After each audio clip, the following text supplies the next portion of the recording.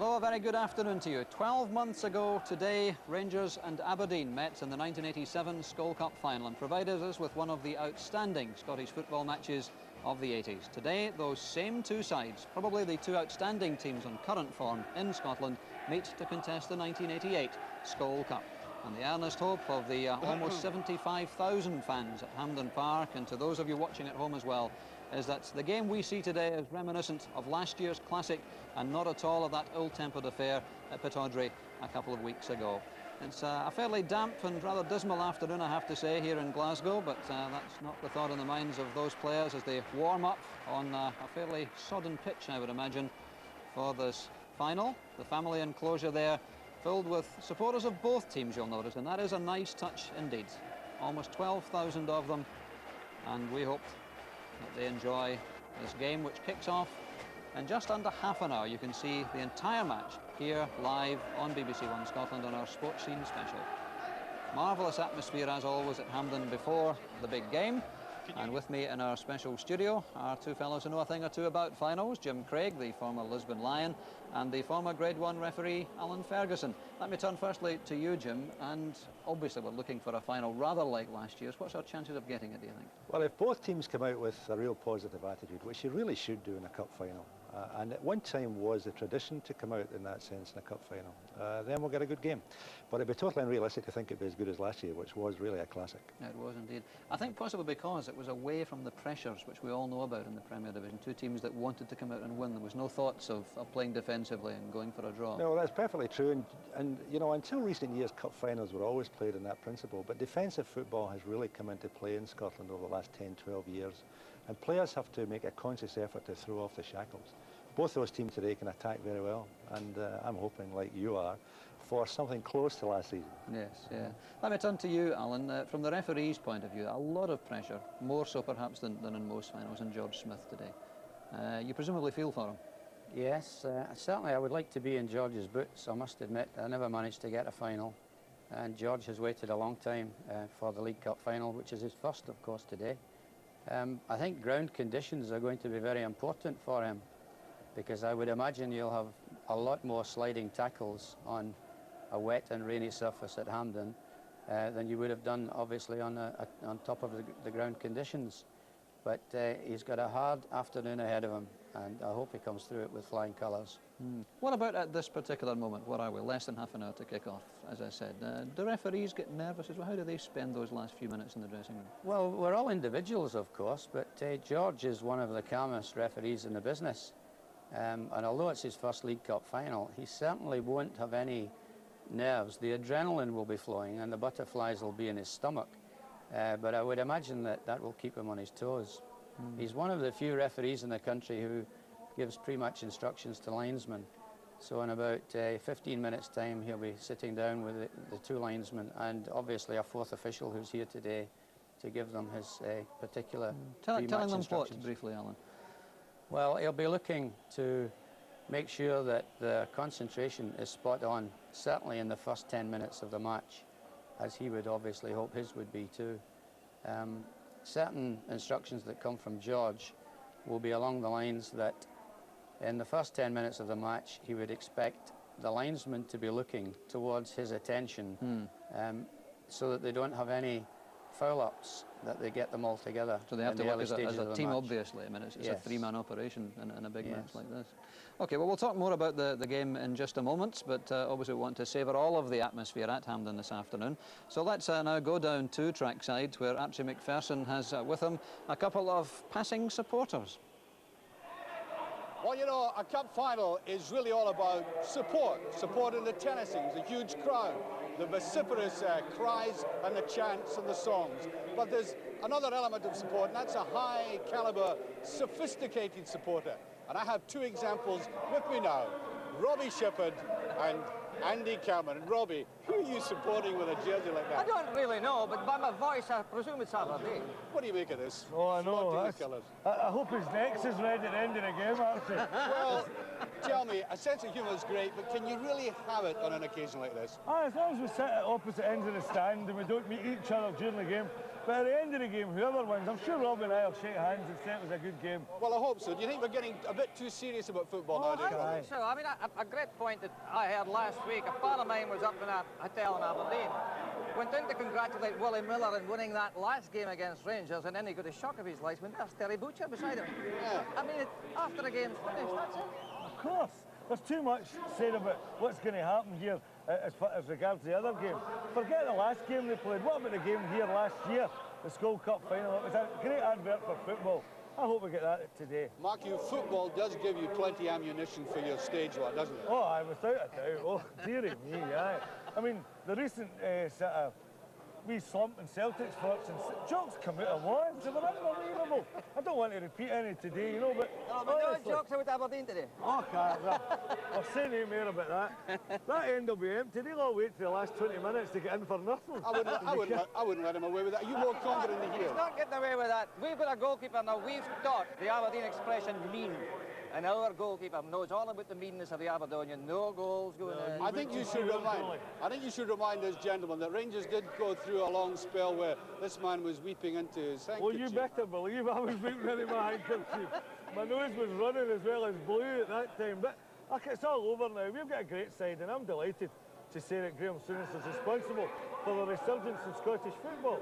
And I hope today that you see the best of Scottish Don't get football. too high now. Don't get too Well, high. I'm not excited, you know what I mean? What's the mood of the Aberdonians coming down here? Oh, great. Absolutely great. I think we've got... we're going to rely, of course, on a new goalkeeper, and these two great lads, Miller and McLeish. We know them, no goal score against. Well, they're certainly going to be ahead, but looking round just now, I mean, Rangers have an absolutely amazing support turning up here now. Wonderful support. They've had it all season, actually. And the beauty of it is they lost the game at Aberdeen and they still chanted at the end of it. And that's something that Rangers fans never ever did. But they did it this season. They're really behind the team. I think we have a great support here. And quite obviously, the change of management hasn't disturbed Aberdeen in any way. They're going strongly. No, they're going strong. And the spirit is high as well. We don't shout the same, you know. We're quieter people up in Oh, you Aberdeen. don't shout the same as Gosh, that. yeah, anything to shout. End of peace. Link arms. Link All arms. the best, Robbie. I hope it's a good game.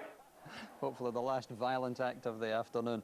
Well, we've been talking so much about that great final 12 months ago. Let's perhaps bring you the first item of team news, which is that sadly Davy Cooper will play no part. He isn't fit and hasn't stripped for action this afternoon. That's a great shame from the Rangers' point of view, because he did, of course, score one of the great cup final goals, and we can enjoy that again. Everyone expected last year, as I think we do today, a low-scoring affair. How wrong we were to prove to be. It was a veritable deluge of goals. Here they are again. The Skol Cup final turned out to be the kind of theatre that would run to full houses for years if replayed every night. Aberdeen were first on stage and Jim Beck remained cool. Rangers didn't reply. They exploded. Davy Cooper's left foot ignited the fuse. Then the man of the match emerged. 20-year-old Ian Durrant, with a masterly sense of pace and position, and with a little help from a friend.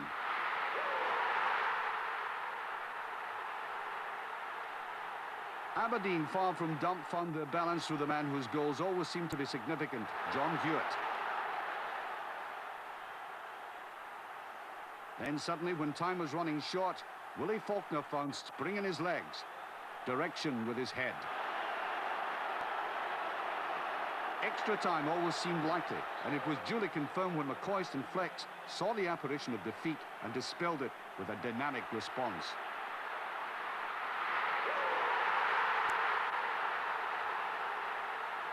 No more goals, and the penalty shootout became a shredding of nerves, particularly those of a Welshman.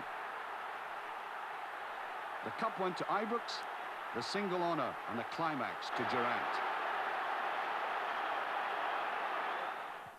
And those two players who played such a major part in that penalty shootout are one of or two of a long list of players who play no part in this year's final for one reason or another. Jim, a great final, obviously, with those 6 goals. I think, again, today, a lot is going to hinge on how the two centre-back pairings cope with the two strikers. Would you agree? I think that's quite true. I think Aberdeen have got the better defensive partnership there, because I like to see a sweeper playing behind the centre half. I think that Rangers, Richard Gough and Terry Butcher not quite get used to playing beside each other so far. And the only thing in their favour is that Aberdeen, I don't think, have anyone with real pace to go at them. John Hewitt certainly won't, I think, play through the middle. He'll probably play coming off coming off either wing. And Charlie Nicholas, of course, who has the touches and the arrogance, not quite the pace he once had. So I think that probably Rangers have got more places they can score from than Aberdeen today. That might tell in the end. What about the pace that the game will be played at, Alan? Because from a referee's point of view, I mean, you have to make decisions pretty quickly anyway, but the faster the game is played, the harder it is for a referee, isn't it? Well, yes, that's very true. Of course, George will not be pacing the game, expecting it to go into extra time, so he'll put everything that he's got into the first 90 minutes and keep his fingers crossed that he's had such a good game that if it goes to extra time, he's likely to enjoy that part of it. Right. Do you see it being a studied sort of a game, or will it be played at a fast pace? I think it'll be a fierce pace from the start to finish. I think you're probably right. And I think ground conditions will make it that way. All right, well, we can talk a bit more about the game, but let's hear now from two of the players who will be involved and will be hoping to play large parts in this afternoon's match. Charlie Nicholas of Aberdeen, and firstly, Ali McCoist of Rangers. Yes, well, so far I've had very good memories of Hampden, and hopefully it'll be another one today. That Skol Cup final last year was a particularly memorable occasion, wasn't it? Yeah, I don't think I've played in a better football match, Bill. It was everything for the fans, and I don't know if my heart could stand up to another one, but as long as the end result's the same, I'll be quite happy. The last 3 years, Rangers have been scoring very fluently in the Skol Cup. Any particular reason for that? No, I don't know. I couldn't put my finger on it and put it down to one specific reason. I think just the Rangers Football Club like to attack and play good football, and while doing that, we scored a lot of goals, so hopefully we can continue that today. Now, everyone realises it was a hard battle a fortnight ago at Pittodrie. What are the instructions from Graham Souness today? Oh, I mean, we're not even thinking about the hard battle at Pittodrie a fortnight ago. That's the last thing in our minds. It's today's game's first and foremost in our minds, and we were going out to play good football, hopefully and win the cup for Rangers. Ali, thanks very much indeed. Thanks very much, Paul. Charlie Nicholas, it's not such a good day as it was yesterday, but how do you think that will affect the game? Well, the wind's not too bad, so I don't think it'll give us a big problem. The pitch is looking perfect. This morning it was fine. So I think all in all it should be a good game. The weather's no problem. Last year, of course, the two teams served up a real classic. Is it going to be as good this time? We certainly hope so. We've come here, obviously, to win the cup. That's the first thing in our mind, the same probably with Rangers. We'll try and play to the best of our ability. Hopefully it will be a good game. But the main thing is to win the game on the day. And we can't promise a spectacular game, but we'll certainly hope so. What are you looking for personally? What sort of service are you looking for? Well, obviously I rely greatly on my midfield service, balls into my feet and such. I'll be looking for that today, but if it doesn't happen, I've got to work hard.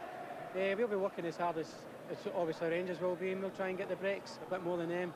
And if our passing game becomes the way we want it to, I'm sure we'll do well in the day. You've played Rangers, of course, this season already. You know they're a difficult side to beat. How easy is it going to be today? Oh, it's never easy. No matter whether Rangers are good or bad, it doesn't make any difference. They're a good side just now, and they'll give us problems, but I'm sure we'll give them problems. They're strong favourites. They've got to come out and they're expected to win every game.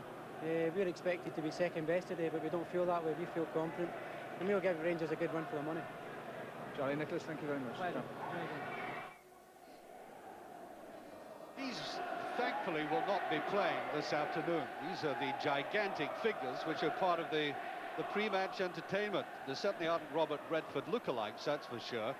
And entertaining a very big crowd. It's building up towards its 72,500 limit.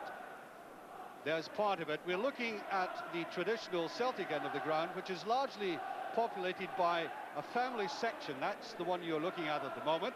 And just to the right of that, the Aberdeen supporters. As we just pan along this terrace, and you'll get eventually into the Aberdeen support, and these people in the front of the stand will very kindly sit down.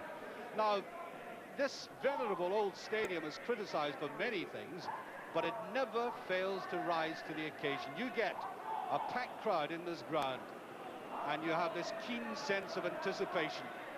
I mean, everybody's nerves go. You come to a cup final like this, and you feel, well, you've seen it all before, and yet it gets to you. And a man who certainly is not impervious to excitement is beside me just now, Ali McLeod, who back in 1975-76 played was manager of a side which played in a very memorable League Cup final when the Aberdeen side he managed beat Celtic. Ali, you remember that day well, don't you? Yes, it was very similar to this, a full house, and in your own mind you're wondering, will everything go right, or will it be a walk away for the opposition? But on that particular day, Aberdeen, everything went well for them, and we had in the end, after extra time, a victory. While the Rangers support there are vast, as you obviously can see. Do you think this will influence the game in any way at all, Alan? No, I think it's a tremendous to have that support behind you, but when you're in the opposition, you're just so determined to make sure that they go home with egg in their cheeks. And I think it will help lift the Aberdeen team as well as the Rangers side. Now, the Aberdeen team are extremely experienced. I mean, you mentioned it. There's a look at Theo Snelders, for example. He's making his debut at Hampden today. He's an excellent goalkeeper. But let's have a look at how Aberdeen managed eventually to get here to Hampden Park. First corner of the game. Willie Miller's up. And a header by Hewitt. Aberdeen have scored. Jim Beck will take the free kick for Aberdeen. McLeish coming in from the back. And Brian Grant. A lot of space here. The header by Grant. Opportunist goals, Ali. Look very good indeed. Typical Aberdeen, you know, hold on for a long time, then hit the opposition, and big dodge getting in at the near post. You know, that's what they're good at. I mentioned experience about them. That can never be overemphasized on an occasion like this. I mean, 9 of the squad already have League Cup winners' medals. Yes, I think they're very experienced side. Their goalkeeper, there still must be a question about him today. I think he's a tremendous goalkeeper, but this must be his biggest occasion. And I don't think he's ever been in a park like Hampden before, and it will be very important how he plays. Do you think they built these models in our image now, Ali? I think you're a bit heavy around the midriff. Oh, I wish I was playing against him every week. Well, in the background, the Rangers support, they're confident, but I wonder if there's a question mark about being just overconfident on this occasion. Well, I think Aberdeen's a different kettle of fish from most people. Aberdeen are a confident type of team, and they're playing Rangers and have a great record against Rangers. I know they lost the last cup final here against them, but they're so determined to, I would think, to succeed this time. And I don't think the Rangers fans will be 100% confident. Well, Rangers got to the final by beating Hearts in the semi-final. So let's have a look at how they demolished Hearts in that semi-final evening here at Hampden. You take it, looking for close support. Stevens, dummied. Henry Smith did exceptionally well, but Walters is there. Falcon as they shall not pass mood. Mark Walters. Chance to run at Whittaker. The double shuffle. Oh, Smith! And Nisbet turns it home. Wood saving his time by our watch. Just over a minute left for play. Gray gets a glancing header. Walters!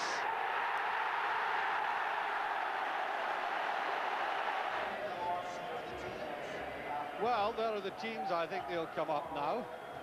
Hopefully Aberdeen first. Yes, there it is. I said a very experienced team, except for the man who Ali mentioned earlier there, Theo Snelders, the Dutchman who was signed from FC 20. I was talking to Gordon Hill, who was playing for Manchester United a few years ago, and he thought very highly of this man. Indeed, he thought that Manchester United should have gone for him first, rather than the man from Aberdeen, Jim Leighton. Stuart McKimmie at full-back, always mobile, possessor of a League Cup winners' medal. David Robertson, a youngster, only 20 years of age. And being a defender at that age, I suppose we always look for a youngster to mature very quickly. They really have got to when they are defenders. Neil Simpson. But Neil, well, he got a bit of a roasting when he came onto the park, but I must say, I don't think that'll bother him at all. He was born in London, by the way. Alec McLeish, tall, dominating the backbone of the side, along with Willie Miller, who will be playing in his 6th League Cup final this afternoon, would you believe? I remember a couple of seasons ago, somebody said to me, I don't think Willie will last another season. Well, here he is, captaining his team once again with the possibility of winning another winning medal. Jim Bett, he played in 2 finals for Rangers. There's been a lot of swapping in this game, as we'll see before we get to the end of the actual team list. And he scored 3 goals in the Skol Cup. Robert Connor, Davy Dodds, 2 finals for Dundee United. Charlie Nicholas played 1 for Celtic, and then, of course, John Hewitt at the end. And the Rangers side, Now, I suppose it's a sign of the times and the trend that Rangers have decided to accept and develop, that not a single player you're looking at was reared at Ibrox. They've all been transferred, they've all been bought into the club. Chris Woods is quite exceptional. He's won 3 League Cup medals on both sides of the borders. Nottingham Forest, Norwich, and of course with Rangers here. Gary Stevens has played in his cup final for Everton. John Browns is one of the few people on this park today without a medal of any kind. Ray Wilkins won a cup medal with Manchester United. Butcher with Ipswich. Neil Cooper for Aberdeen, would you believe, in 85-86. Richard Gough played for Dundee United here in the League Cup final. Ian Ferguson at number 8 scored a marvellous Scottish Cup winner against Dundee United when he played for St Mirren. And Andy McCoist is playing in his 4th final, and he's won every one so far. And Kevin Drinkle and Mark Wattles, along with John Brown, 3 of the players out of this bunch who still required to win something. Both very strong teams, Ellie. Yes, I would think that the Rangers side, on paper, looks as if they have the more experience. And I think that Ray Wilkins is the key man of the whole match. If he handles how he can, I think he's the one who Rangers will depend to see them through. Well, I think if it's about football, you would like to see the likes of Bett and Wilkins flourishing today. Oh, yes, I think that's what we all hope for. We all hope for all the class to show through and not the hard football that we saw in the league game. Well, I doubt very much of that will influence this game in a positive sense. I don't think anybody's going out for vendettas and to kick each other. No, I don't honestly think that the league game has anything to do with today. And I think all the good sides of Scottish football will be seen today. And I'm looking forward myself, particularly, to see the skills of Walters, Nicholas and Hewitt, because I think they're 3 talented players. And I'd love to see all their skills shown through. Well, I think we can go back to the studio now as we wait here for the teams to come back on the pitch at Hampden. Yes, thanks to Archie and to Ali, back with Jim Craig and Alan Ferguson. We've been accenting, I think correctly, that marvellous final 12 months ago, but we can't let the match a couple of weeks ago go unnoticed, because it didn't show Scottish football in a terribly good light, for various reasons, obviously. Let me come to both of you, and with particular regard to that unfortunate Neil Simpson-Ian Durrant incident, Alan, from a referee's point of view. Do you think Neil Simpson should play today? We've seen that he is. Would you have played him in Alex Smith's shoes? Well, I'm absolutely astonished at the naivety of the Aberdeen management and Aberdeen as a club that Simpson is actually on the park today. I think if you're trying to stop vendettas happening, then you have to remove the source of that vendetta in the first place. And I find it very hard to understand how they could imagine that Neil Simpson will be able to concentrate on the match for 90 minutes today, because I would think that every time he touches the ball, he's going to be given a roasting by the Rangers fans. And in which case, I can't see how he can concentrate on the match to play to the ability that he has. That's interesting. So you're suggesting a vendetta, I mean, presumably and hopefully from the fans giving him a hard time, rather than from any Rangers player going out with some idea of revenge? Well, I think it's inevitable that somebody's going to be fouling somebody during the next 90 minutes. And it's inevitable that Mr Simpson, I would imagine, will come in for some fair, hard treatment from Rangers players. I don't see how it can be escaped. Right. And he shouldn't have been in the park in the first place, in my opinion. Right, well, before we get Jim Craig's view on that, because that's a controversial viewpoint there from Alan Ferguson, let's see again that unfortunate match played just a couple of weeks ago at Pittodrie. Aberdeen victorious 2-1. Looks in at the near post, so is Brown. Gough beaten there by Robertson. Cooper! What a goal! Cleach to take the feet. Gough and Dawes, away by Stevens. Aberdeen keeping the pressure on. Hewitt. Penalty! Up comes Bett. Aberdeen are level. Aberdeen come again. Bett. Useful ball, Wood stays, Nicholas scores! The goals from that match, I don't think we needed to see again that injury to Ian Durrant, but Alan Ferguson reckons that Neil Simpson should not have been played today, Jim. Would you go along with that? Well, I look at it from the other point of view. Whether he plays well or badly today, he is worth his place in the Aberdeen team. The management know the boy well enough to have the confidence to play him today. And I think that any professional footballer going onto the park this afternoon is obviously under pressure from the fans. And since an incident like that happened so recently, Neil knows better than anybody else that he'll be the target of the Boo Boys this afternoon. But it's a chance for him, Dougie, to show the character that we all know he has. And more importantly, it's a cup final, and players get very few chances to play in cup finals. And I think Aberdeen are quite right to play him. Right, so there we are, disagreement from our guest, and I think the one thing that should be said, and I think it's important, is that no one will feel worse about the incident than Neil Simpson himself. But he plays this afternoon, and we're getting very close indeed to kick-off now, so let's go down and take a look at the scene. In the tunnel there, the ball boys awaiting the arrival of those two sides. It's again a fairly damp afternoon, so conditions underfoot perhaps a little bit heavy. The ball boys begin their move, the team's shortly about to appear, so let's join now our match commentary team, Archie McPherson, and with him Ali McLeod. And you can hear the roar in the background from this over 70,000 crowd, dominated mainly by a huge Rangers support that stretches 2/3 of the way round the ground, and a very healthy Aberdeen support to the right-hand side, which you'll see, I'm sure, in due course. And the players, I'm always convinced on this occasion, this is something they do not like, the preliminaries. There's the Aberdeen support. And Hampden erupting now. As I said, this great sense of anticipation is now developing into the real thing as we await the presentation party. I was out on the pitch both yesterday and earlier this morning, and although it's taken a lot of rain overnight, it is in very good condition indeed. It will be slightly heavy. Well, that was brief, thankfully. And the referee, George Smith, goes to the centre circle. That is with Snelders, the Dutch goalkeeper. Ali McLeod is with me, and quite amused by that. I think that was unusual. The goalkeeper wanted to get a feel of the ball, and the referee and him had a little bit of struggle. In the end, the goalie didn't get it. Very unusual, that. He usually let the goalie get it just before the game. Well, in case you did not hear or see the team announcements, let me run down them. Aberdeen, firstly, in goal, of course, the man we've just been talking about, Theo Snelders, and Stuart McKimmie at full-back, along with young David Robertson. Neil Simpson is in midfield, Alec McLeish and Willie Miller, Jim Bett, Robert Corner, David Dodds and Hewitt. That's a team with no less than 9 holders of League Cup medals. And against the background of that huge Rangers support, the Rangers side today,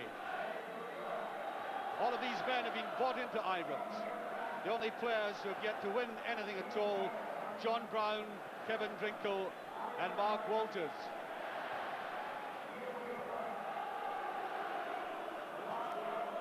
The referee today, as I said, George Smith, who had the cup final as well, Scottish Cup final, rated by many as the top referee in the country. And listening to the discussions before the game, I honestly do not think that the incidents of 2 weeks ago at Pittodrie will bear largely on the minds of these players. I think there's been far too much publicity given to what actually happened. And there's a great responsibility lying on the shoulders of the players. They are not just playing in front of a 75,000 crowd. This game will be seen throughout the world. Scottish football is on a huge stage, and behaviour will certainly count.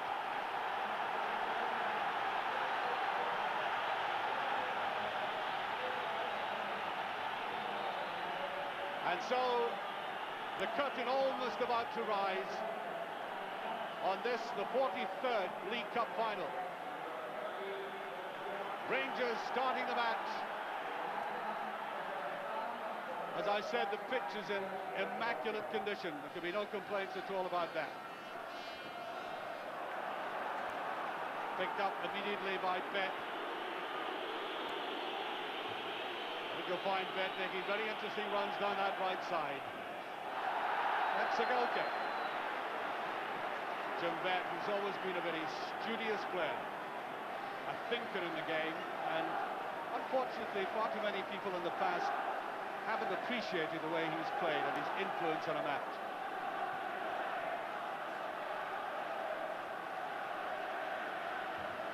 Chris Woods, who did not play, of course, in the game last year.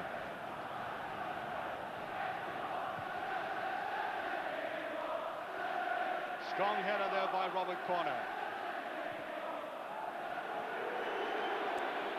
Aberdeen with very neat possession. Here's Corner. It's a very good run indeed.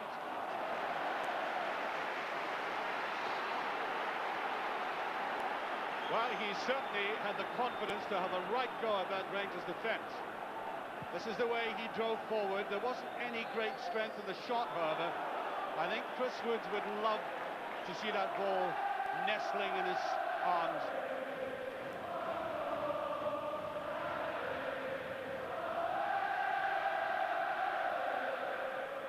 Free kick to Rangers.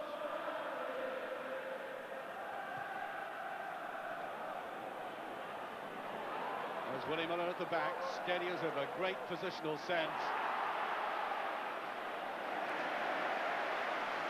Well, the Rangers' big man had gone forward, which left John Brown at the back, and he swept that up very neatly indeed.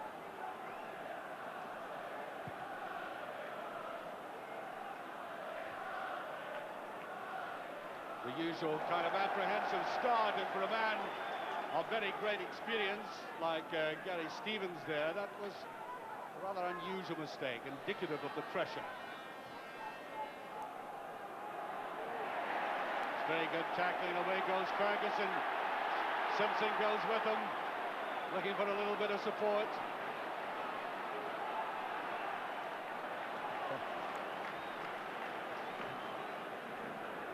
Ferguson, Ali, is very good at runs from midfield. I think there was very noticeable that Simpson seemed a little bit hesitant to make a tackle. I think once he makes his first tackle, he's got over the crowd already.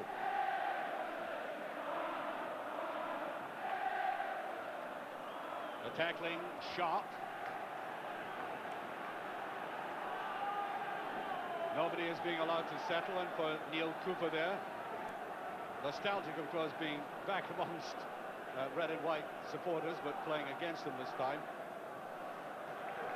Ball from Ray Wilkins. Stevens. There's Drinkle. Excellent tackle by Willie Miller. Now, Walters. Trying to go for it himself. Referee waving play on. The break by Hewitt. Unconventional, came off the chest, and the referee said that was all right. Here's Ferguson to golf. Was no offside. Drinkle. And there is this time. Well, Drinkle was not in an offside position, but the run forward by McCoist was. We're actually getting a little blink of sunshine, would you believe?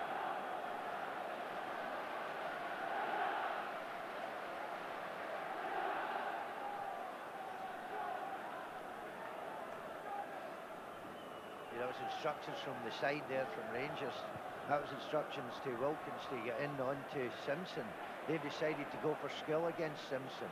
They just moved Ferguson onto corner. Throw to Aberdeen.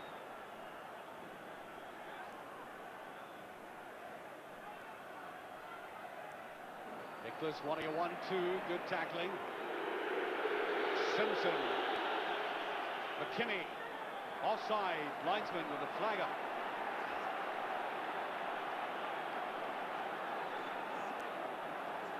Johnny Nicholas, who scored that goal at Pittodrie, loves a big occasion like this, Charles.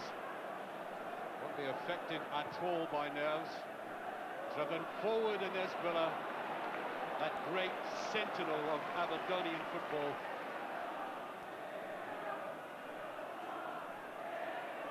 Dodds, Simpson.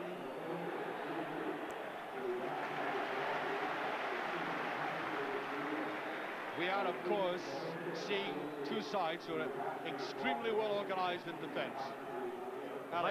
Yes, it must be the longest there's been a game without one foul. There's not been one foul in the game since it started, which really is unusual in a cup final particularly. Might be a kind of air of unreality there. Woof. Oh, the Rangers defence looked across to the linesman, but David Dodds, when he started his run, was well onside. That was a good decision by the linesman.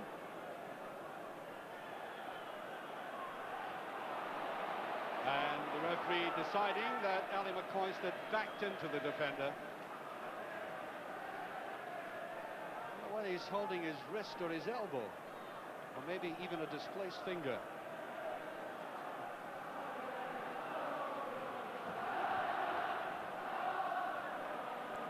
Straight to Stevens.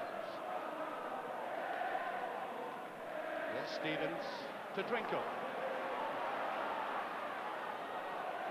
Almost went through, no hands. Well, the linesman did not see that.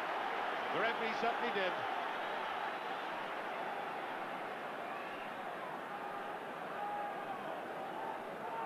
There's poor Wally, I suppose you could call him, up in Aberdeen. Right in the centre of the picture, dictating everything. Everything revolves round him. Not such a good free kick, though. Goff. Here's Brown. Plays it wide and curls it in.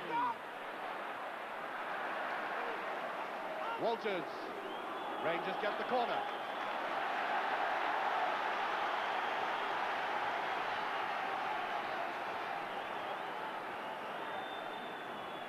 Walters himself will take this.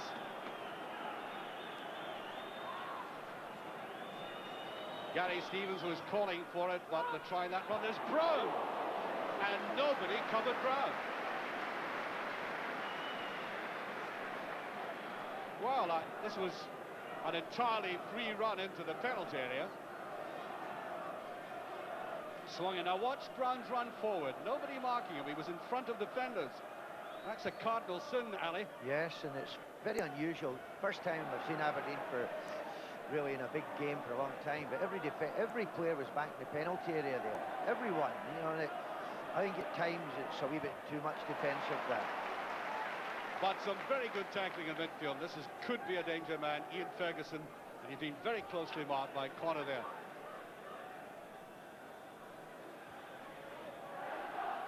Oh, round it goes. There's Walters. That's not a bad ball. McKinney. He really does put over the most fetching crosses.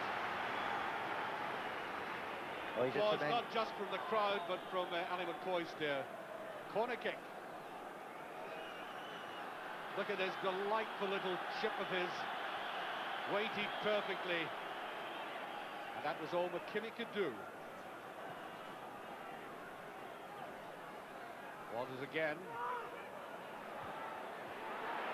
Round. There was no room.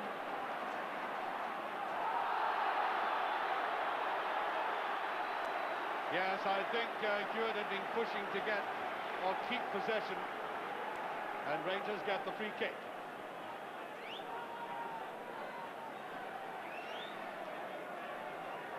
Ray Wilkins about to take this. We have Terry Butcher almost at the penalty spot. Brown. That looked like a deflection. It was indeed.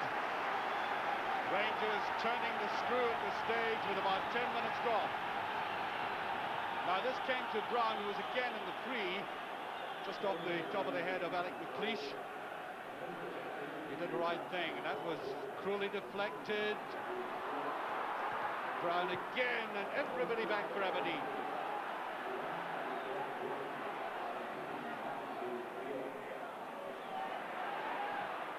Cooper!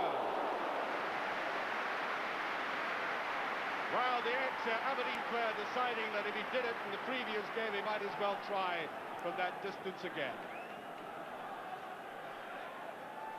He kept his balance, and he didn't lash out at it. He tried to keep it down, but just got under a little bit too much. Butcher.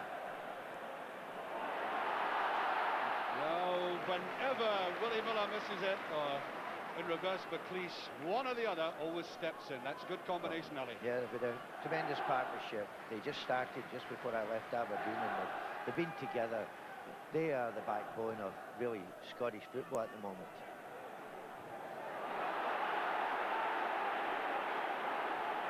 Cooper.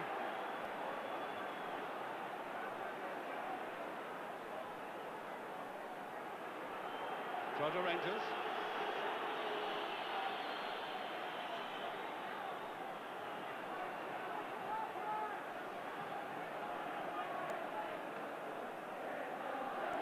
Oh, McCoy's judged the throw very well. Here's Walters. Stevens, Ferguson. Rangers fanning out Ferguson. Needs a chip across and Walters! From 3 yards.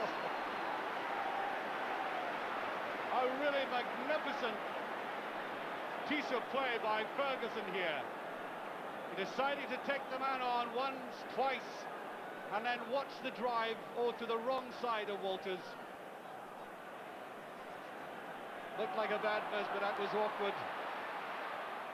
Joking.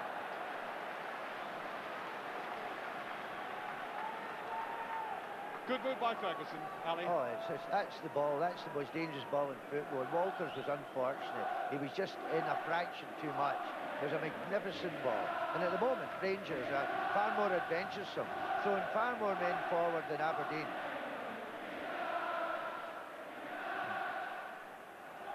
Nicholas, yard offside.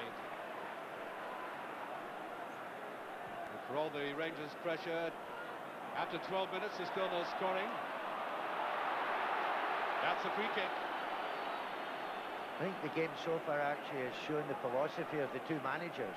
The Aberdeen manager is a great believer that if you don't lose goals, you don't lose championships. And to me, Aberdeen have been very defensive today. Ferguson running into trouble. Wanted to play the ball a bit too much himself. And there's Brown again. John Brown, the definitive utility player, with Dundee played virtually everywhere barring goal. He may even have done that.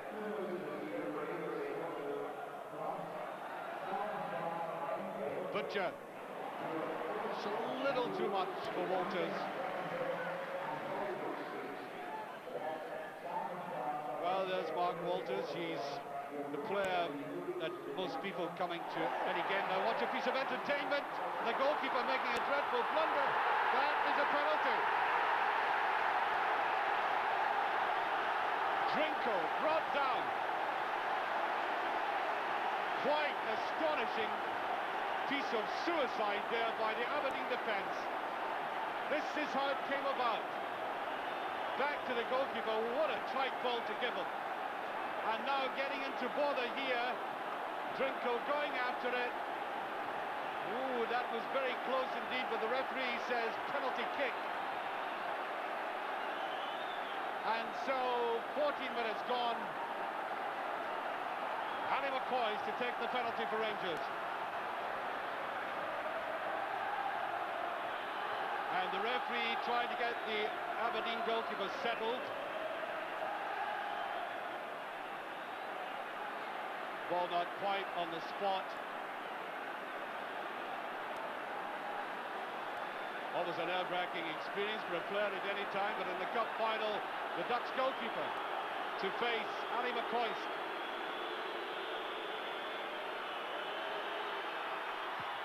He's done it.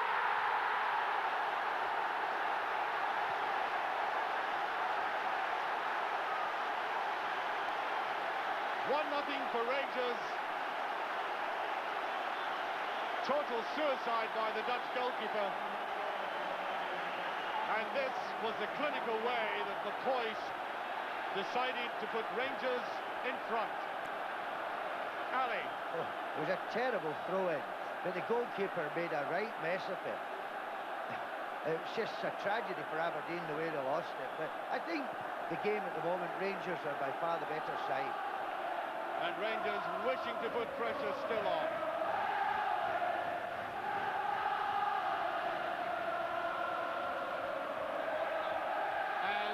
there looks as if some of the crowd are spilling out of the terracing.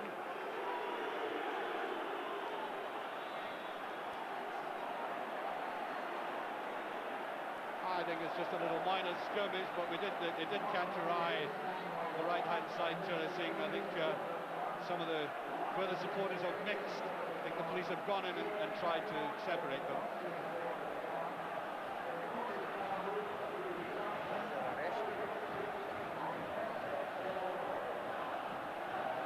Strong header by Robertson. Well, a good run by Bet. O'Brien did that very well. He glided with tremendous ease and wrong-footed Bet, who's a very cunning player, I may say. Not easily taken on like that.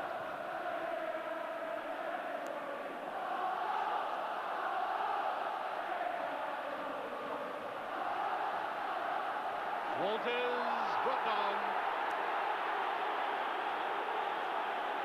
Right, okay. I don't know whether it'll be a booking or just a reprimand.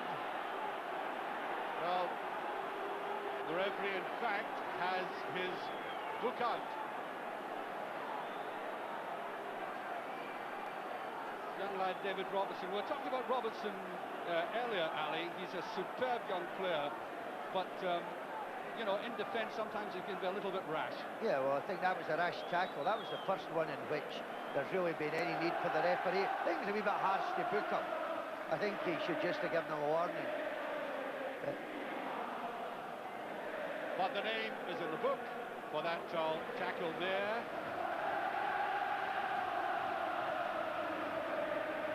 Free kick to Rangers. Willie Miller. Corner did very well indeed. Ben on that run again on the right. Here's McKimmie. Just touched away by Butcher, who committed himself very early indeed.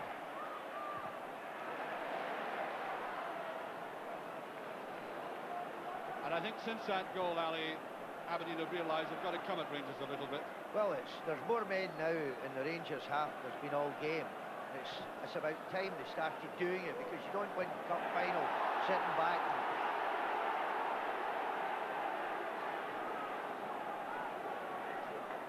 Gary Stevens, bowling instructions there. A lot of shouting goes on the field, of course. Eric McLeish, just in play.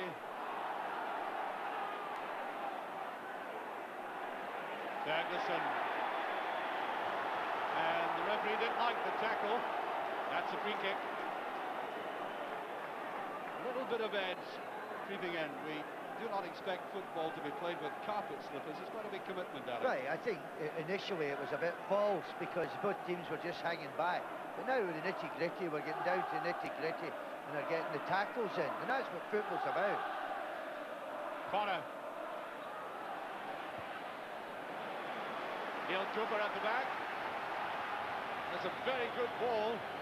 Drew out the Rangers goalkeeper and just above the heads of the central defenders.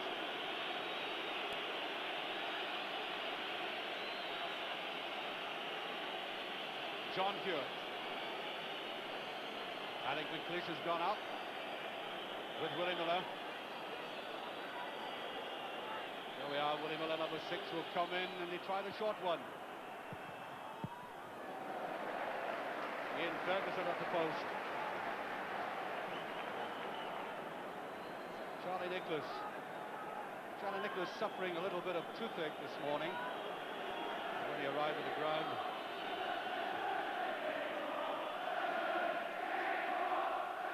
Minutes gone. Aberdeen with the corner kick, and that's the equaliser.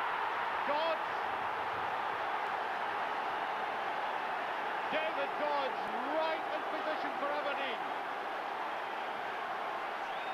A cross ball totally missed by the Rangers defence.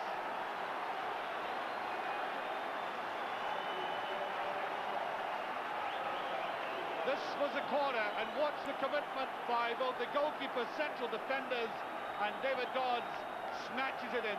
Not an easy chance, I may say. Seemed to come off the thigh, but the old count. A terrible mistake of the goalkeeper. The goalkeeper came for it, completely missed it by 2 yards, and it hit Dodds in the thigh. A real nightmare start for both goalkeepers. I was going to say... gives that away. Here's Cooper.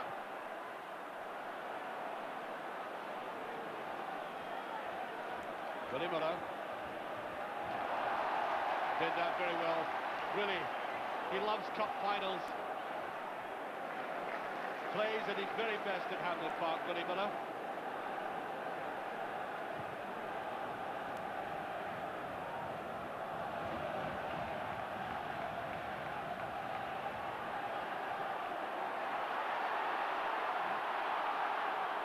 I think a free kick for the tackle from the rear, and there's no use complaining about that. Free kick to Aberdeen.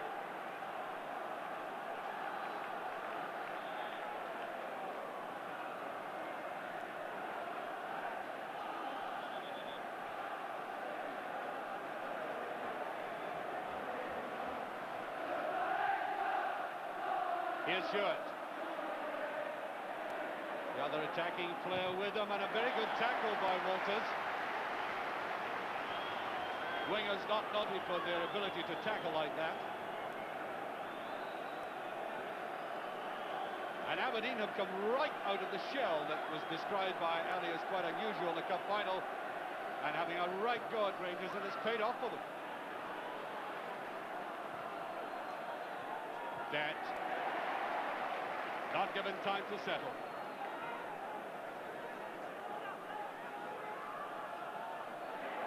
Here's Drinkle, now Wilkins.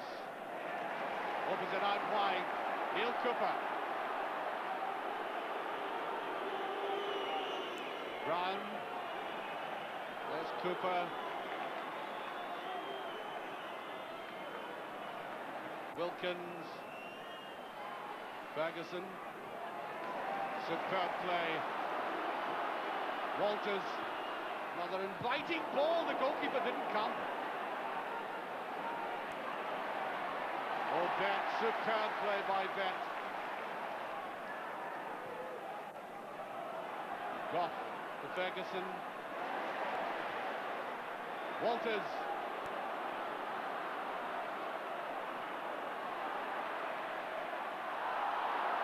Get the free kick for that.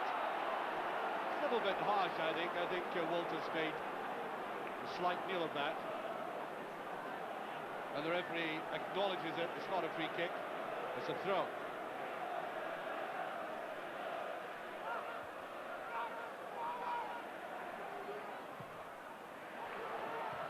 Butcher. Hard in on Nicholas.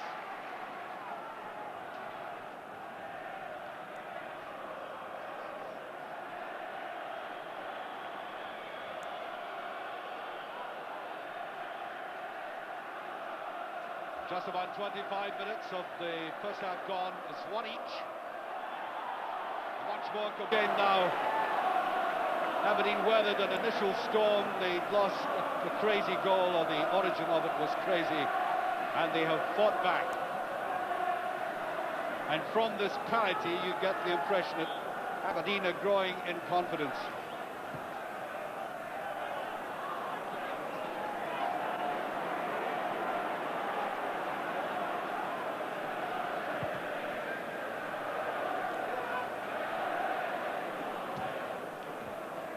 Rangers still sending these high balls into the heart of the Aberdeen defence, who are noted for coping with that sort of service. Here's Drinkle.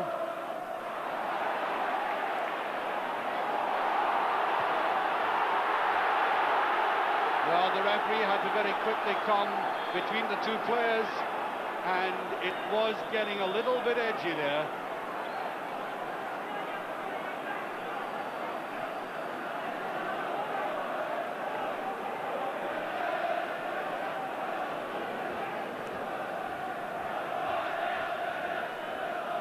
Likes it from the referee, and I think they've got to play hard, but they're quite aware of the spotlight on this game this afternoon.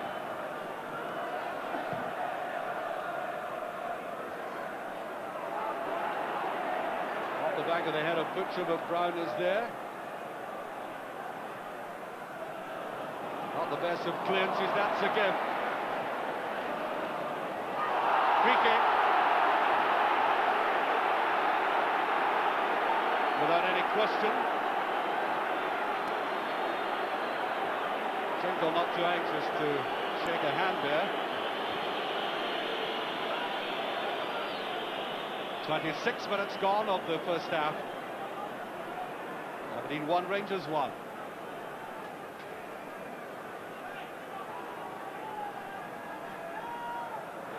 Stevens with time to bring that down. Drinkle, beautiful move. He tries to put it in and the two of them miss it. Quite astonishing. Again, an extremely lethal ball. And again, the Aberdeen goalkeeper looked quite transfixed.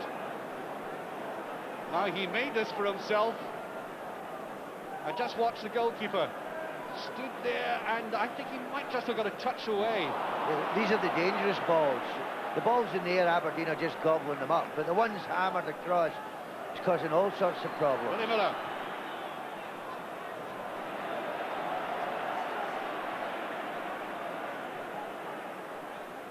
Shaking his head ruefully about that.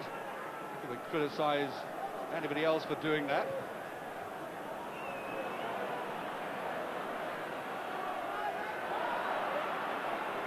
Ali McCoy's absolutely no chance of getting onto the end of that very long pass.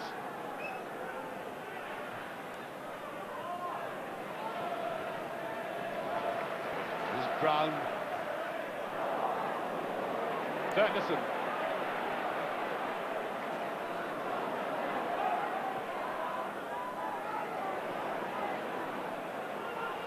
Tries to lay it off, the hoist. There's a chip by Walters. Well, I think that was a very intelligent finish. Others may have been tempted to lash out at that. But seeing that wall of defenders so close to him, he decided on a very quick chip. Seen there, it broke to him. Wall of players, and look at the way he tried to dig under it and lift it over. Walters has got all the room in the world here, and no one picked him up at all. But the ball doesn't seem to be going. Wilkins is not controlling the game at all. Simpson's handling him very, very competently. Here's Walters, and I think an arm used.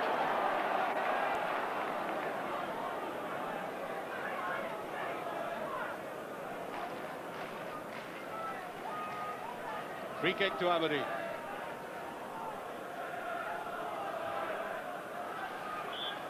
David Robertson to take it. Bet. Good control. Gary Stevens, and in came Cooper. Just got rid of that. A lot of mistakes being made here. That was a deflection.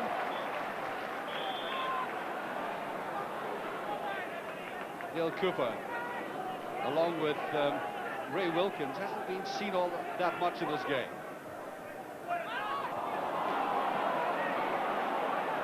Hewitt.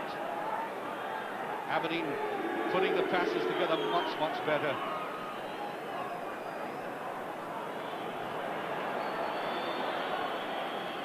That shows you confidence. They wanted to play it around, keep possession, get somebody in an empty position. That's a brilliant ball by Willie Miller. Bent. It goes free, and there is Ferguson. Connor.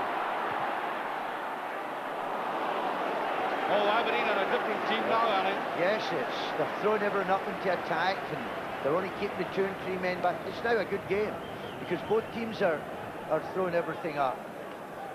Very sportingly played as well. And that was Connor's shot. David Dodds again, not all that far away.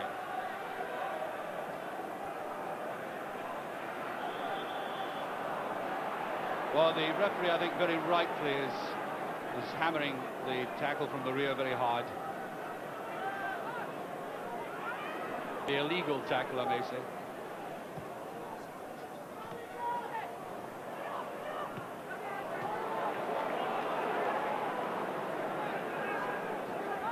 Just get the impression that some Rangers players are feeling the audacity of Aberdeen coming back and equalising.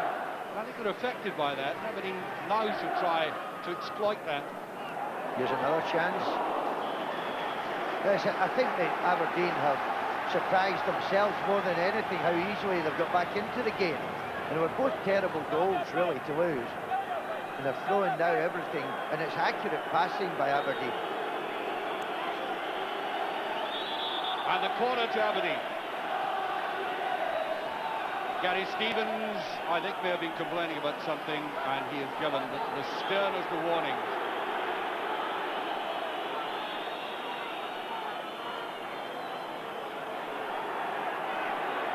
Jim Vett taking plenty time about this.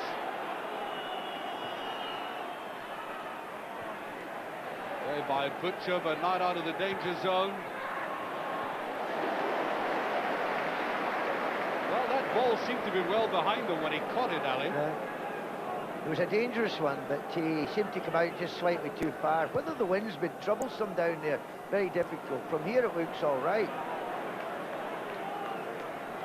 And Aberdeen certainly in the ascendancy against a very flat-looking Rangers side at the moment.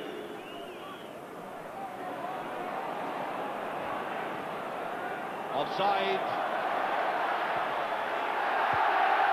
But look at the way that Vett had made that run.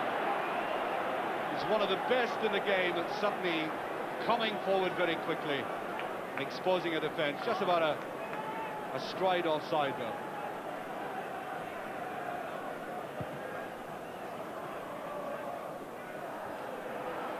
Here's Stevens.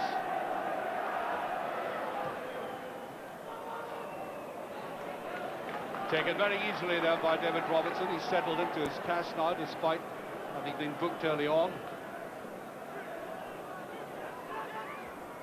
Ferguson. Miller did the right thing. Coist. Stevens. Miller once again there. This is Ferguson. Did well to get that in. Stevens did the right thing, following up. Obviously went through his mind that something might just break to him. I think Rangers have done their homework. They've decided to hit no high balls into the box, and they're playing everything across low, and it's causing problems when they do it. Unfortunately, Walters is not getting to the game yet. He's decided to depart to the left side of the field now. Which is a credit to the way Aberdeen have organised the defence and marked this man. There's Goff. Drinkle. That will be a free kick. Aberdeen players didn't like that, Willie Miller in particular. And I really am rather surprised now that there's dissent. I'm not at all surprised by the way the game's been played on the top, as it were, but dissent seems to be suicide, considering the build-up to this game. It's stupid, you know, but it's in his nature, Dodge, to argue. You get nowhere with doing it. Free kick to Rangers.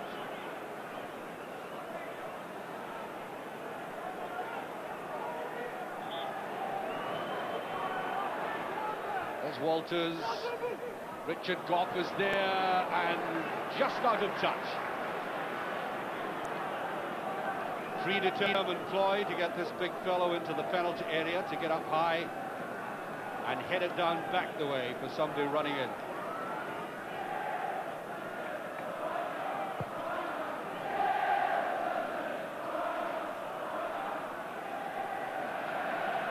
Exactly 10 minutes to half-time, the game very evenly balanced. Well, that was a sheer accident. But it is a foul.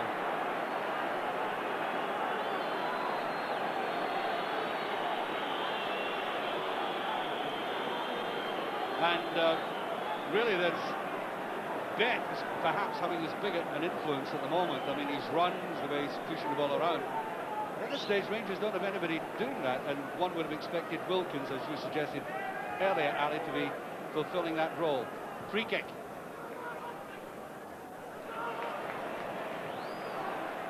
Ferguson. Down the line, beautiful piece of play again. Drinkle.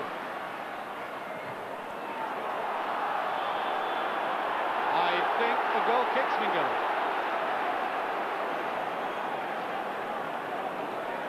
Well, he must have dragged the ball over the line.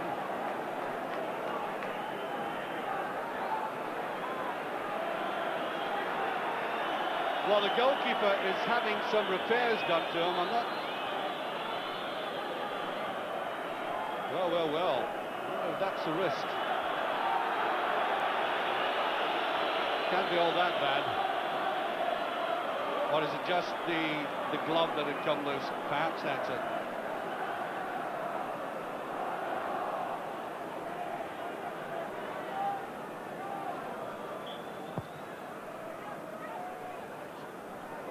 Golf slightly misjudged that. Drinkle. Hewitt.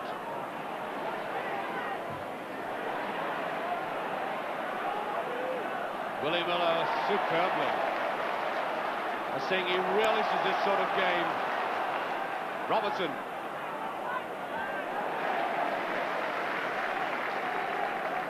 And trying to cut off players in midfield, both sides, before they can make long runs like that. It's Bent. Followed right across field by Neil Cooper. Cooper watching him very closely.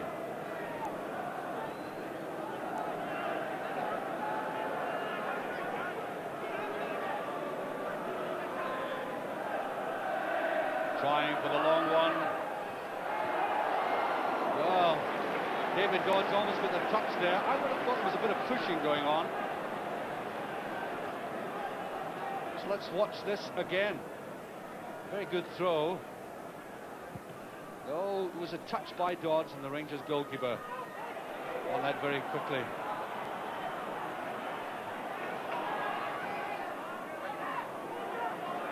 Aberdeen. Much, vastly improved side, no less. And having said that, Willie Miller makes his first mistake of the afternoon. But certainly a vastly improved side from the one we saw in the first 15 minutes.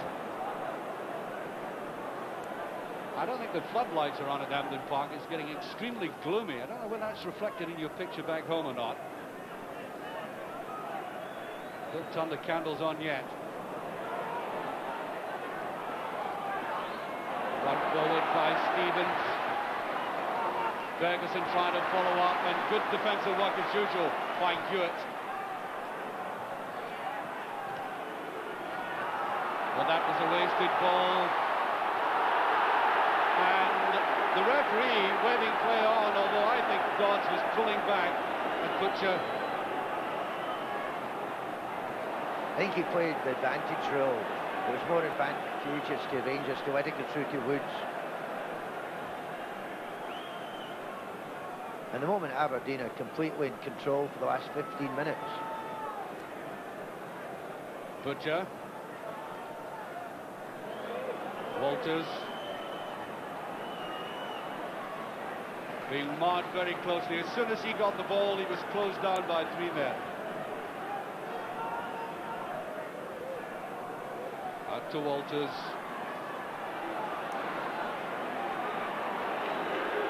Simpson. Well taken by Brown. Just a bit too obvious, that play by Rangers.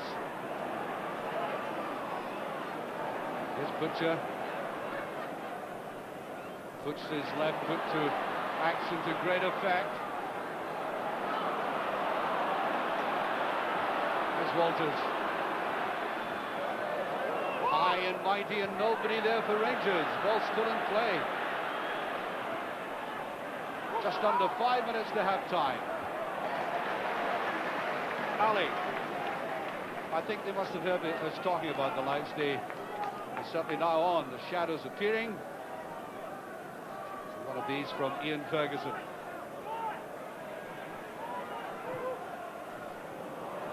Oh, that was bad at the end of that if he'd got through. Now John Brown to Walters, hardly seen him in this game. Flicker of him in the first half, in the first 15 minutes.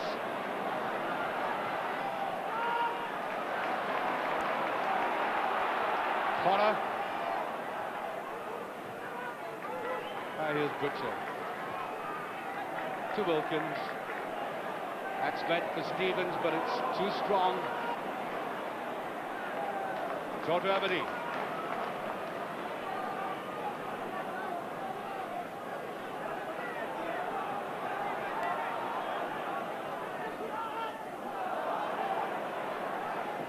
Breaks to Cooper. Still in play, Robertson. Charlie Nicholas. Bad ball by Nicholas. It plays way to the right side of him.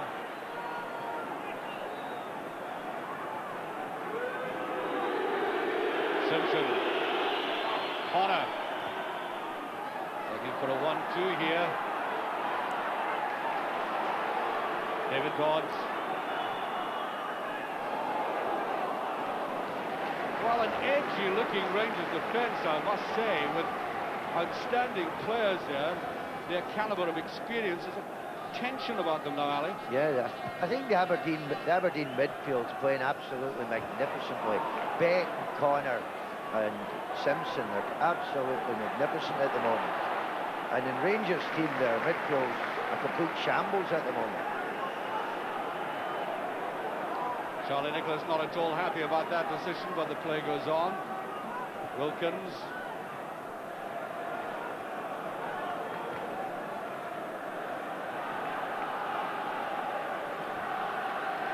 We're hearing the Aberdeen supporters now. Offside.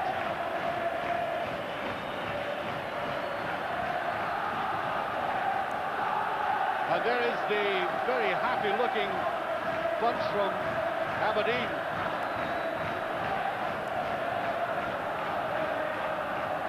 Pouring their heart out to this man in particular, Willie Miller, the captain.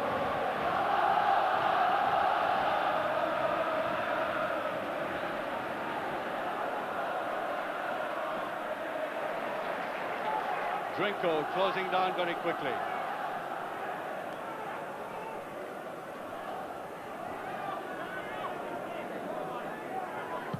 Easy one for Stevens, but nobody there for Rangers. Willie Miller. Now, Walters, a little bit of freedom this time. Bit too obvious.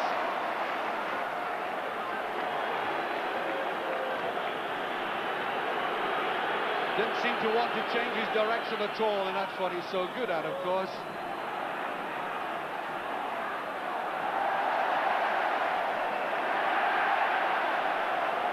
That's a goal kick. Some Rangers players think it was a corner. McKinney showing a little bit of skill and confidence.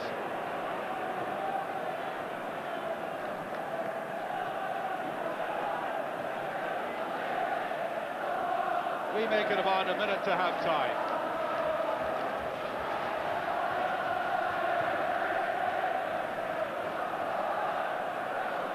John Brown totally deceived by that one. But Butcher covers.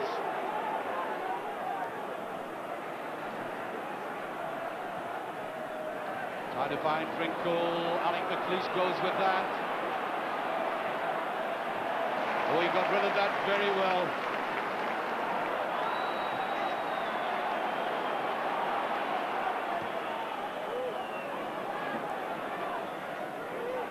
Stevens, well off that. Now, Jim Beck. Aberdeen have set numbers here, and that's good defensive work there by Ferguson.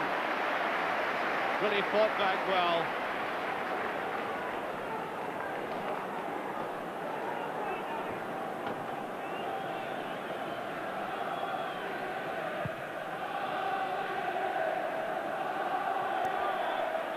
And there goes the half-time whistle. Well, Rangers the favourites for this final and who took the lead under extraordinary circumstances, and then being pinned back by Aberdeen and equaliser by David Dodds, are looking very shaky at this stage, and this is the man who transformed his side by getting that snatched equaliser. Aberdeen certainly finishing the more powerful side, I would have thought, Ali. Yes, I think Rangers were the first 15 minutes, Rangers dominated it, and then Aberdeen, once they went one behind, suddenly decided we're here to make up, got to make up the numbers to possibly win it. And since then, the midfield of Aberdeen have absolutely dominated it. But to me, the outstanding player at the moment is Beth. And at half-time, I would imagine the team talks in the dressing rooms are going to be very interesting indeed. We'll see what our team talk is back in the studio with Dougie Donnelly. Thanks, Archie. Yes, one each at half-time and another good final, Jim. Yes, good first half. Ideally poised at this stage where either side could win in the second half. No domination by either team in that half, and good performances from quite a number of players. Alan, is it living up to your expectations? Well, I don't think there's the fierceness attached to it, which I imagined there would be. But it's an enthralling first 45 minutes, and I'm enjoying every single minute of it. I'm glad to say that George Smith and the two linesmen are distinguishing themselves very well so far. No controversy. One booking, young David Robertson. Ali suggested maybe a little bit harsh, but I think that's a manager talking. I would say that's probably the right assessment of that, Dougie. Yeah. I would imagine the first person who had the bad foul was bound to go into the book, and it turned out to be Robertson, unfortunately. Yes. Well, let's take a look at the first goal then, and the penalty incident which led to it, and the aforementioned David Robertson, unfortunately, I'm sure at this very moment, will be getting a bit of a roasting from Alex Smith. Very careless throw-in, which in fact led to that penalty incident. Here it is. It really was very rash, Jim, wasn't it? Because Snelders had not much chance to come for it. No, although I think he misjudged the situation a little as well, Dougie. It was a bad throw, first of all, but he seems to misjudge just how far away the Rangers player was from him when he went for the ball there. And of course, once it was past him, then you must expect a keeper. I know it's against the rules of the game, but no keeper's going to let the forward pass him in that situation. I had to pull him down. I suppose from a referee's point of view, Alan, that's the kind of penalty that you like to give if you've got to give one, because there's no argument about it. Well, it was certainly the correct decision. I'm very surprised that the goalkeeper didn't rush out of his box and perhaps try and even bundle the McCoist in that incident outside of the box, first of all. But George obviously allowed it to go. There was just a slight trap of the player a yard outside the box, and he allowed it to continue into the box, and the resultant penalty kick was correct. That's right. Kevin Drinkle, in fact, the man involved in the incident, and Ali McCoy's made his usual immaculate job of the penalty. Theo Snelders did, in fact, guess correctly, but it was so well struck he couldn't get to it. Here it is.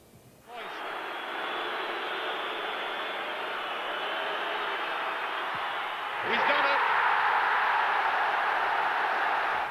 Good start, 13 minutes gone, Rangers 1 up, and as always when a goal is scored, Jim, for 10 minutes or so afterwards, Rangers looked very much in command and looked as if they were going to make it 2, didn't they? Yes, pretty dominant at that point. Mark Walters got some space in the wings, went past young Robertson a couple of times.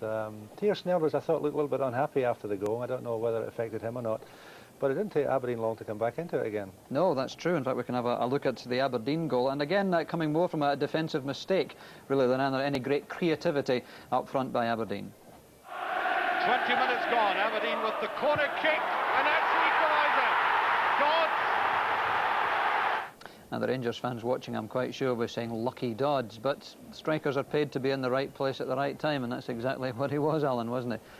Yes, it was rather fortuitous, but at the end of the day, the ball ended up in the net, and that's what it's all about, isn't it? Yeah, came off his right thigh. Jim, would you criticise the Rangers defenders, or Chris Woods, perhaps? I've seen about 4 of them all going for that same ball, and they all missed it. Well, it's a goalkeeper's decision to come at that time, Dougie, and if he comes, he really has to be quite sure that he has space to make sure he gets the ball, and there are 2 defenders in front of him at that particular point there, and there was no way, I think, that he would have managed to get there at all. So you must put that down as a mistake. In the defence of the Rangers defenders, I mean, they're very aware of the threat Alec McLeish poses coming up for those high balls. Yes, that's true, but it only took place, what, about 6-7 yards out, and I think the keeper only comes when he knows he's got an unimpeded progress to the ball, and in that case there was no way that was going to happen there.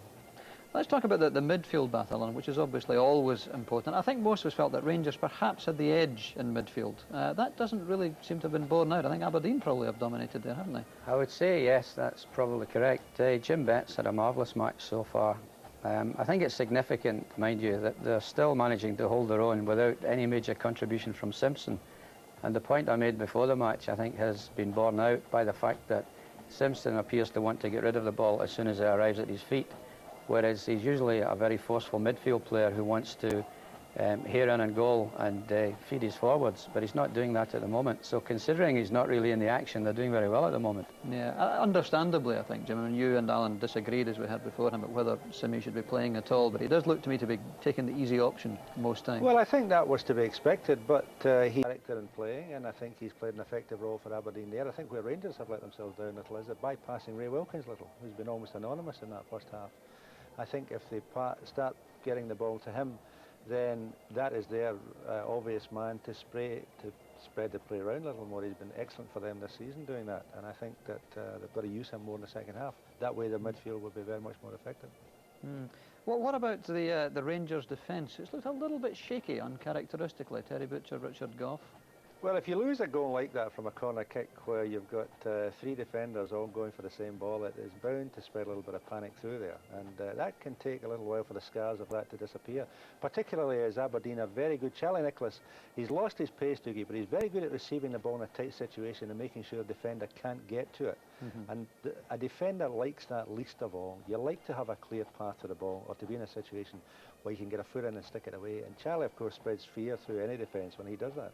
Interesting you should say he's lost his pace. I mean, normally we say that about players who are 5 or 6 years older than Charlie is.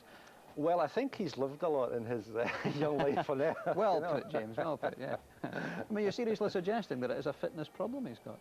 No, I think it's more a sharpness problem. There was a case earlier on there where the ball came across goal. It was slightly above knee height, and Charlie didn't quite get his foot up quick enough. Now, Charlie Nicholas 5, 6 years ago would have reacted very much quicker to pull that down, chest it down, and do something from it. I think that is something that he won't get back again.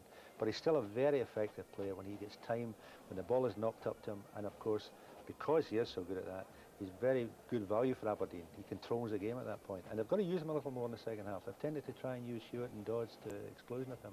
Well, another incident coming up, which was in fact a close thing at the Aberdeen end. Kevin Drinko causing a little discomfiture on that right wing. Stevens with time to bring that down. Drinko, beautiful move.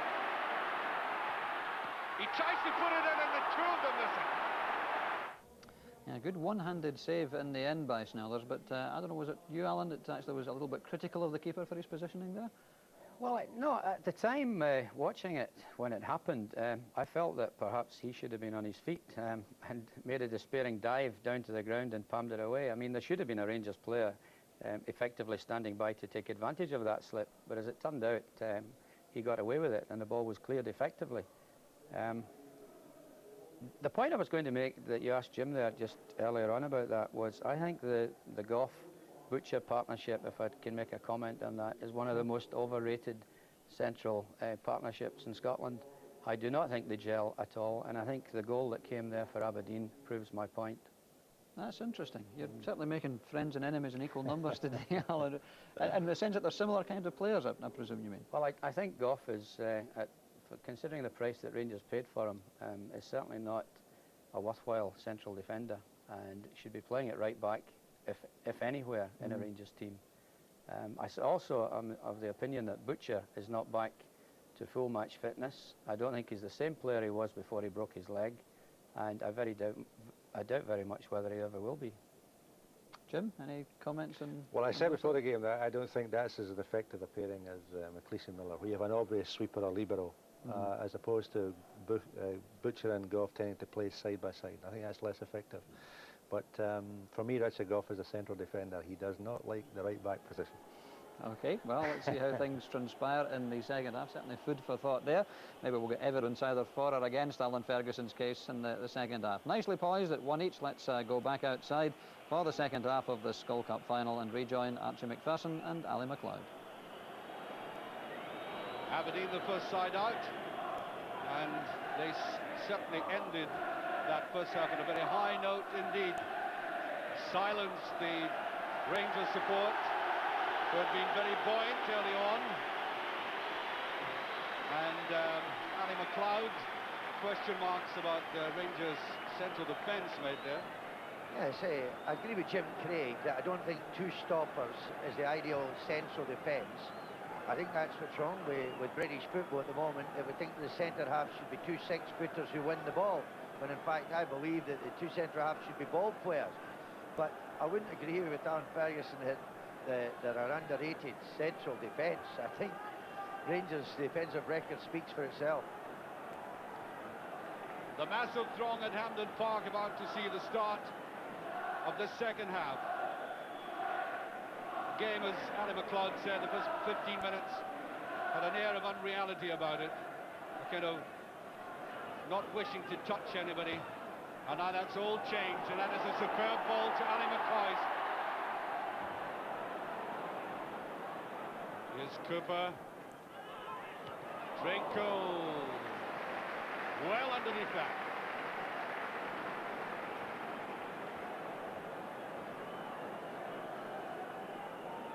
Kevin Drinkle, one of the few players on the park, as I said at the start, not in possession of a winner's medal, or a medal of any kind.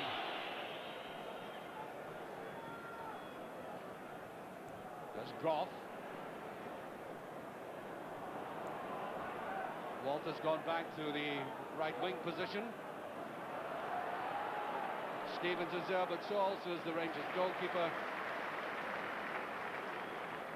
I think the Rangers goalkeeper was as much to blame for that Aberdeen goal as anybody standing in front of him, to be honest.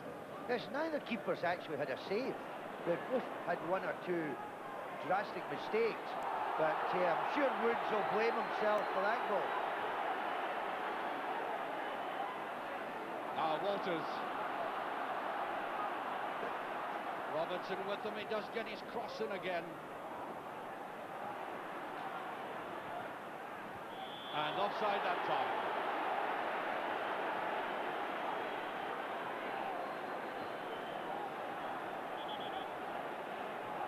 It's been a hard match between these two. Alec McLeish, Kevin Drinkle.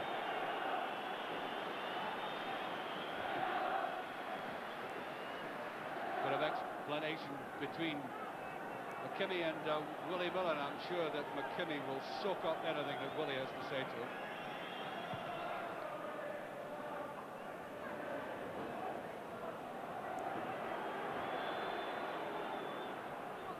Goff breaking. Here's John Brown. That's not a bad ball. Look at the way that Miller took that superbly again. The most difficult ball for the defender to get to. I really have through the years run out of praise for this man, but I don't think I overdo it, frankly. Well, the amazing thing, Archie, he's not fast, he's not a good kicker of the ball, he's not a good header of the ball in the air, but he's still a great player. Well, that's beautifully round. There's Drinkle, and that's a corner. That was a neat piece of play indeed by McCoist and Drinkle. And I really think that's the first time in the game we've seen any combined move between them. He's playing a little bit of composed football, and it almost came off. Walters with a corner. No real challenge to Theo Snelders, who can only grow in confidence in this game. He was very nervous early on.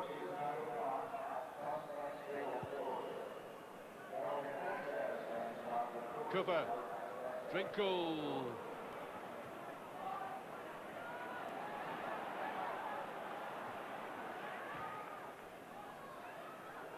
Goff not quite there. Stevens.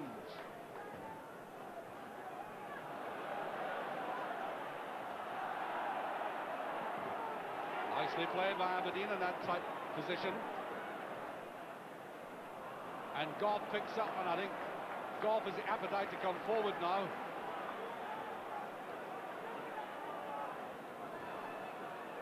Here's a man who is really supposed to make Rangers kick. Wilkins hasn't quite done that. That has been a long way short of the anticipated form. Cooper. Here's Brown.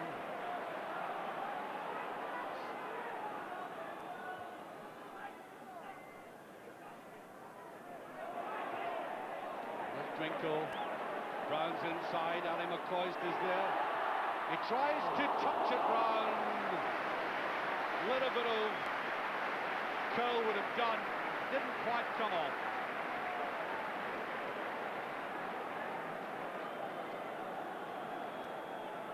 Clever effort this by Ali McCoist, Ali. Yes. Yes, he's the one that could turn the game. I would like to see Rangers switch Wilkins and Cooper if I was the Rangers manager, and put the hard man onto the hard man and the skillful man onto Bet. And I think Wilkins would operate then with far more control than he's doing. And Mark Walters thrown to the ground there. I think he perhaps put too much work in the ball to start off with, but he gets the free kick now. John Brown.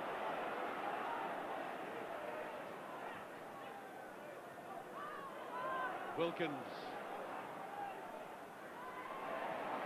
McCoist. Almost gets it, and nobody following up the Rangers.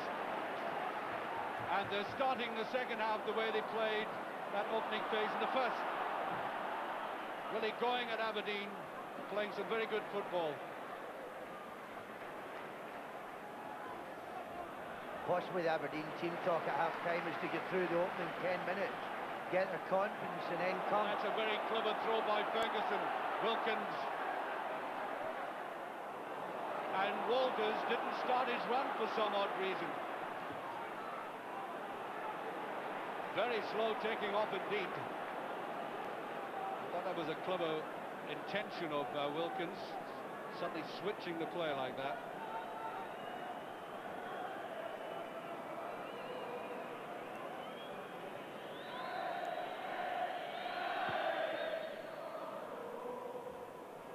Goff strongly in.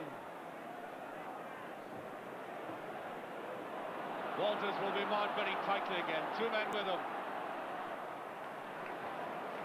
Aberdeen almost Walters conscious, realising the great potential of this player. Said no freedom. Ferguson. Pure slip.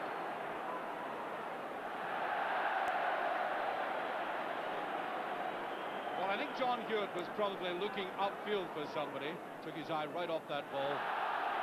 I think Rangers will get a free kick for that. 7 minutes of the second half gone.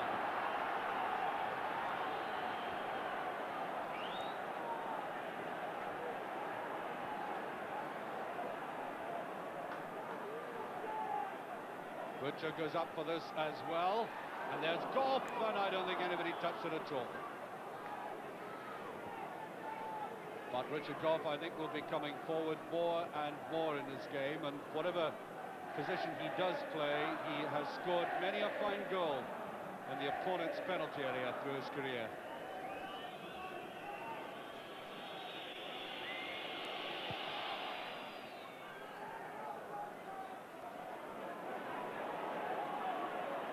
Haven't really seen all that much of Aberdeen so far, with about 8 minutes gone. I thought Gary Stevens has been very unsure of himself today, Ali.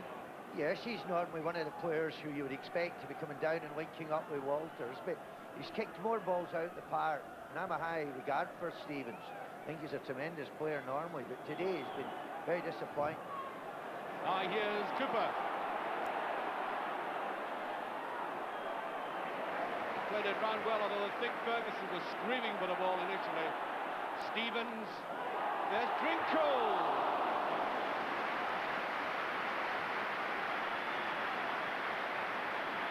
Very good move by Rangers. They switched directions, and Stevens' ball wasn't all that far away from meeting Drinkle flush on the forehead.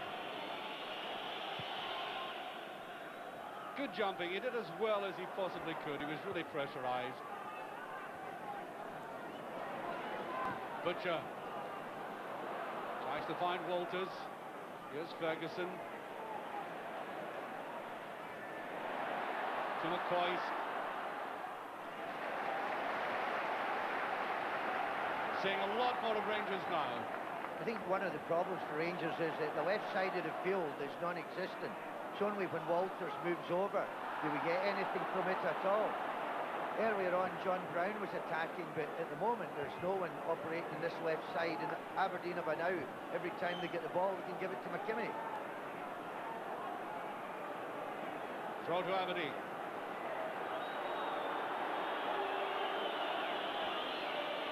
Alec McLeish in the wars.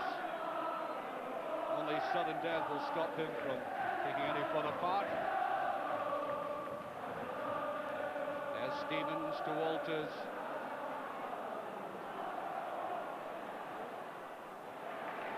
Well, the one thing Walters hasn't really got going, except for that burst early in the first half, but he is at least absorbing defenders. They're having to go across to him.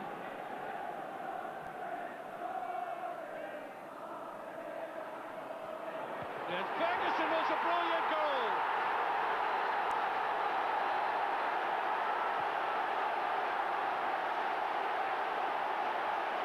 (2-1) for Rangers.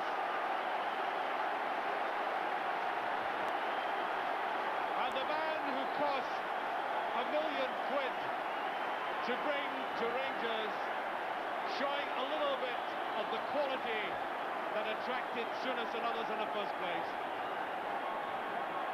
Absolutely no chance for Theo Snelders to save this one. A very awkward ball to take, Ali. But no, an opportunist goal. That's what it's all about. It's a tremendous goal.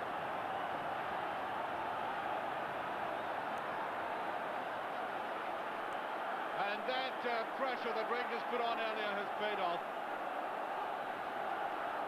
It's been a very unusual game. It's fluctuated according to the goals scored. Rangers very good until they scored with a penalty.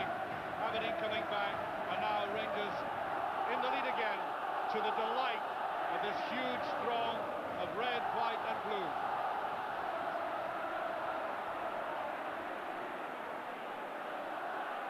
McKimmie attacking. Could Aberdeen get in right away? No, they can't. Richard Gough comes clear.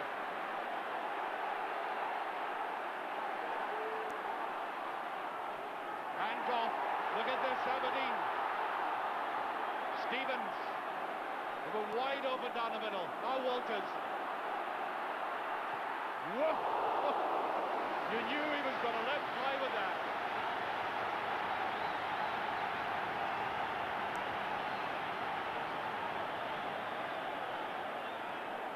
And one wonders about Walters if he begins to flourish as a player when the pressure goes off his side, Ali. Yes, I think what's happened, again, Aberdeen there started to throw all their men forward, and has given more room to Walter. I think when early on in the game, when Aberdeen had 9 men back, there wasn't much room. But as you say, the longer the game goes and Rangers get better, Walters will flourish all right.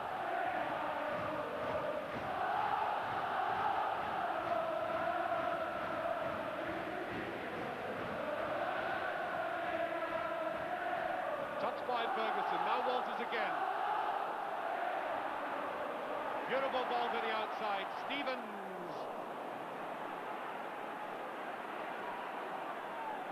Brown.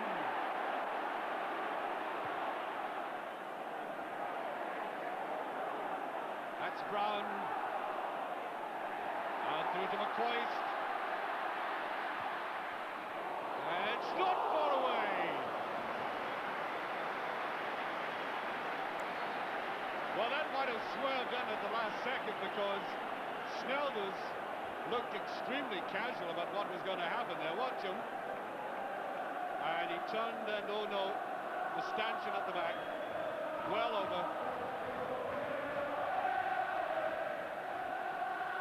Gough is up. Willie Miller.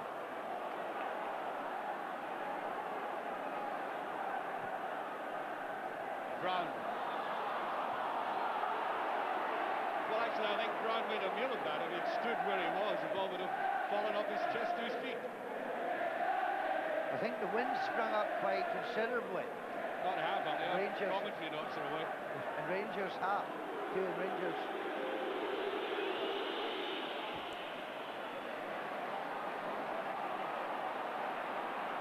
Here's Stewart. Brown is up there and quite happy to concede a corner. Which lifts the Aberdeen supporters again. Vital for them to strike back as quickly as they did in the first half. Jim Bett. Oliver Croyce is in, and Walters is on his own.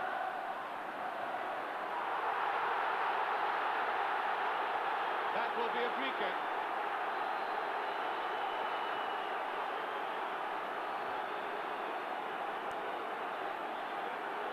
Yeah, they were quite right to challenge for the ball, and Willie Miller ought not really to be taking on the referee.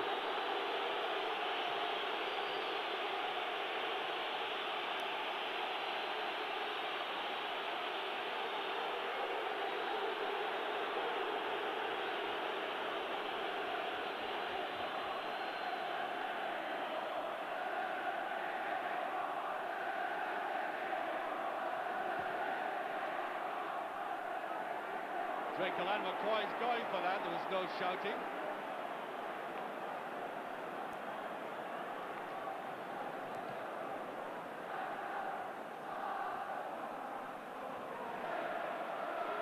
Simpson.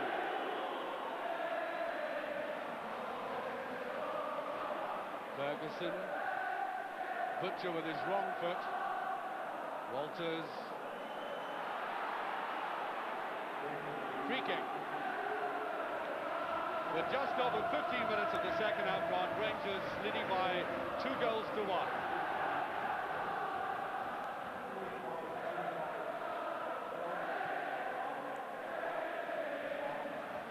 We're around the outside to get Drakell again, but there's too much in that.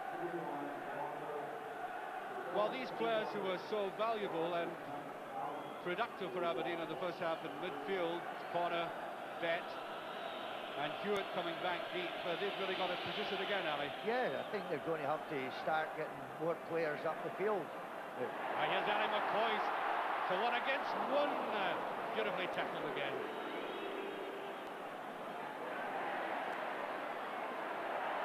There's McCoy, and the Aberdeen defence really are on the rack now. Rangers are putting more effort into it now and starting to win all the tackles. Aberdeen are just getting brushed aside. Here's Brown. It's McLeish. Charlie Nicholas did that brilliantly. Here's Bett. There's Dodds, and that's in the equaliser. A brilliant goal by Dodds. A superb run by Bett. What an amazing match this is! Oh, brilliant run here by Bett. Look at that ball, and David Dodds as handy as ever. Dodds managing to get himself out of cover, and Woods left stranded. 2 each. Bett's value on it. Oh, right. Bett to me is the outstanding player for Aberdeen, but the picking up of the Rangers defence between the goalkeeper and the right back and centre half was terrible.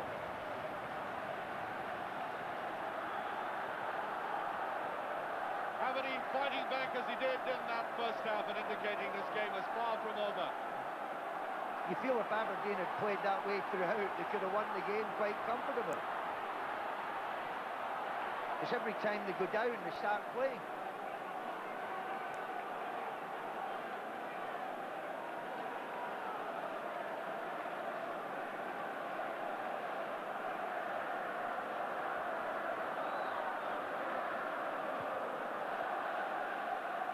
Towering ball by Woods. And backing into Robertson, into McKimmie rather.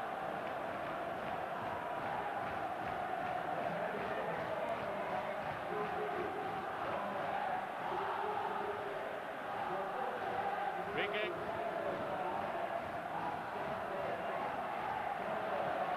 There's Stevens.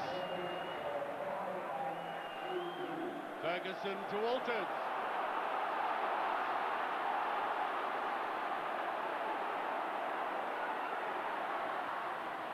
And there's nobody there for Rangers. Would you believe? A superb run, a beautifully flighted cross, and the two strikers got in too far.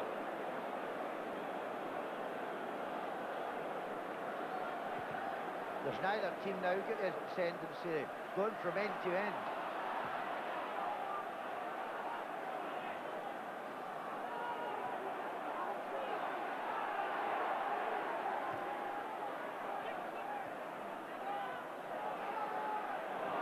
And he's been caught much too easily now, Aberdeen.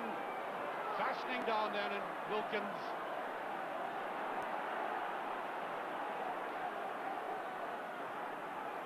Here's McLeish. Walters. Ferguson. Just a bit too obvious.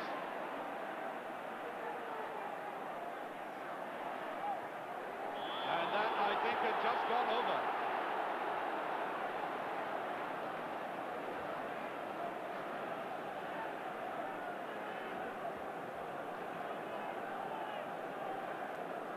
Exactly 20 minutes gone, 2 each. Ian Ferguson, the scorer of that second Rangers goal. An impressive view of Hampden Park. They're just at the top of that picture, underneath the press box.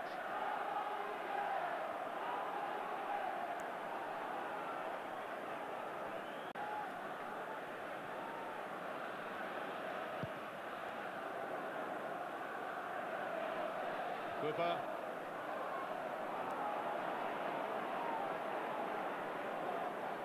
Sort of lull on the game at the moment. It's like they're each taking a deep breath. It's a brave man at forecasts the winner now.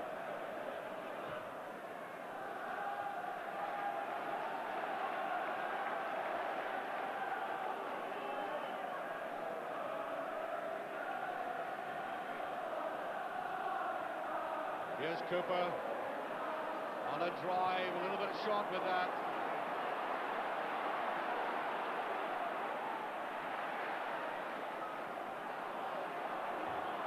Throw to Aberdeen.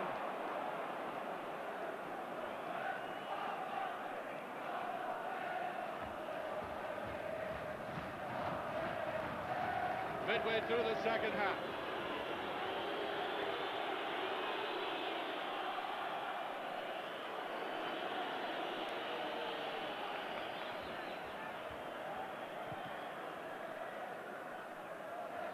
Butcher. Stevens. To Drinkle.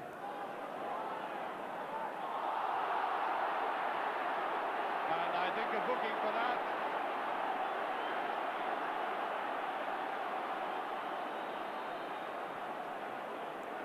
Yes, that challenge is going to end up with a booking.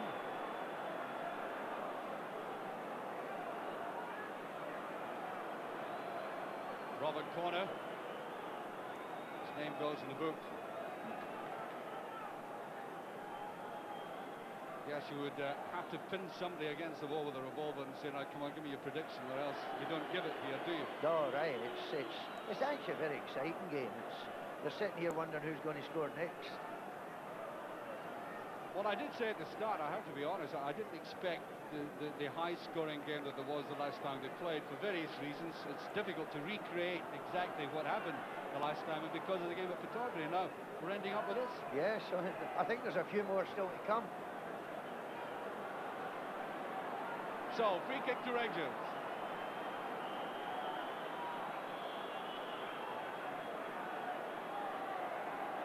Looks like Walters is taking this. Now Cooper. Way to that far side, and Robertson was there.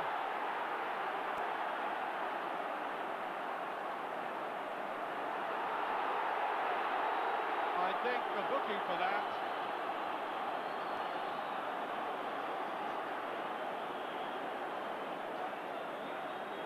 Ali?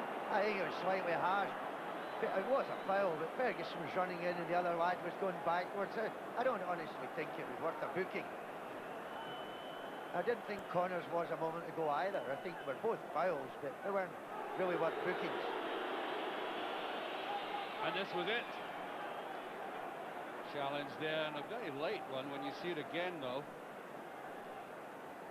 The amazing thing is neither goalkeepers had really a great save to make. Probably just as well they haven't been put under any great pressure. They don't look all that great today.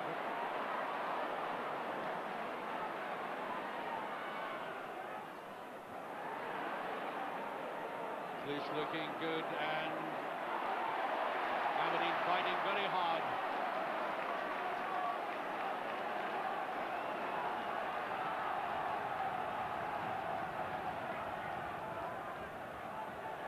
Minutes of the game left. Connor. He did that beautifully and passes to nobody. Now here. That was meant for Ali McCoy's. Miller covering.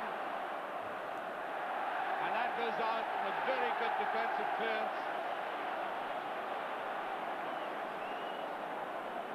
Look at this.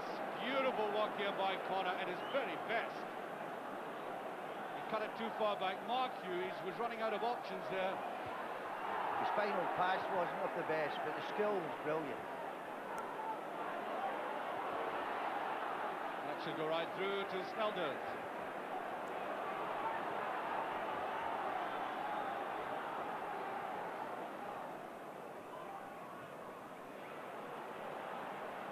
Stevens, now Ferguson on the run.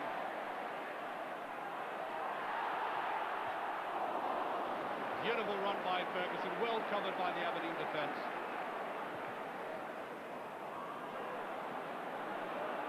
Brown, Walters. And no offside. The Aberdeen defenders came out. And the ball swirling past them. There is a bit of a wind out there now, and I think it's swirling round. Here's McKimmie.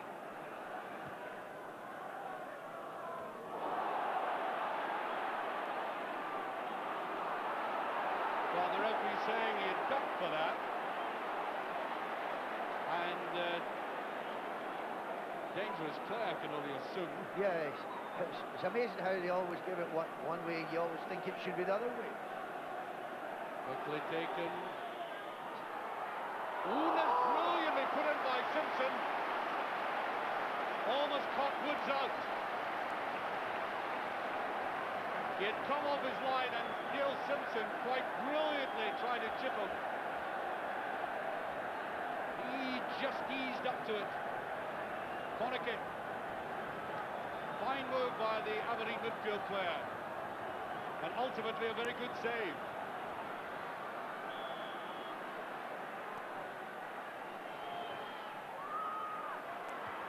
Cleese is up.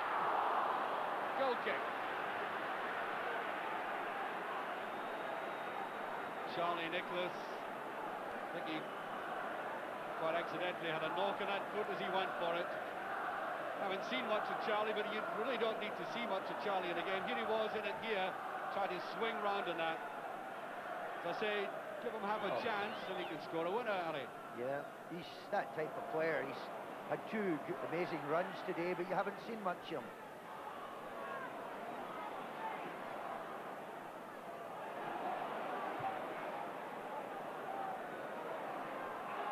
Once again, Miller up very well. Neil Cooper fighting for it here, and the throw to Rangers.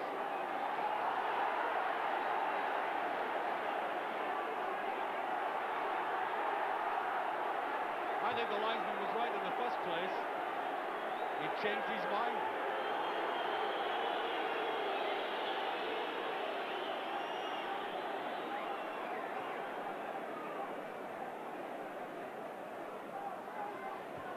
It's very much a stalemate, and maybe a mistake, or perhaps even better, a touch of greatness from somebody or other could turn this game. I'm sure neither goalkeeper will have been happy with the performance today. Here's Wilkins.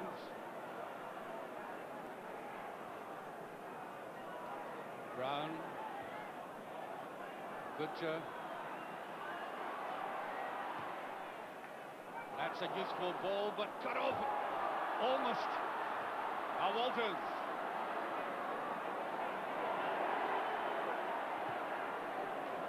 And just behind that time. He's been very closely marked.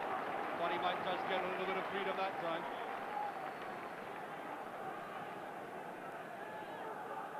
"15 minutes remaining. That's the scoreline.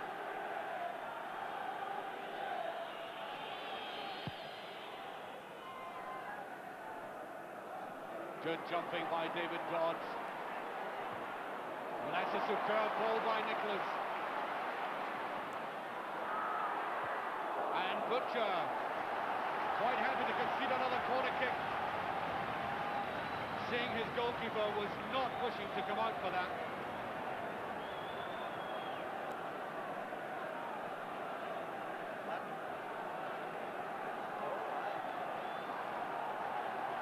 And Rangers have certainly been none too happy with these cross balls, which is extremely surprising, considering the calibre of the men they have in there and their experience.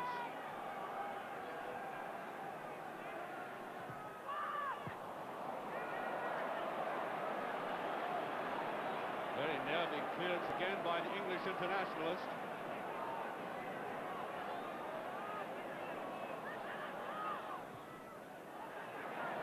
And away goes Goff, the break by Rangers. No, he overdid it. He was too anxious to rush forward there.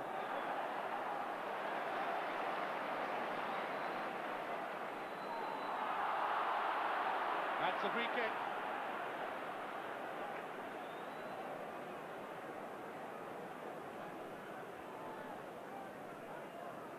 Connor has had a very fine match. He's distributed the ball very well. His individual skills have been a delight. And there's Brown. Walters. To Drinkle. Referee waving play on. McKinney. To Beck.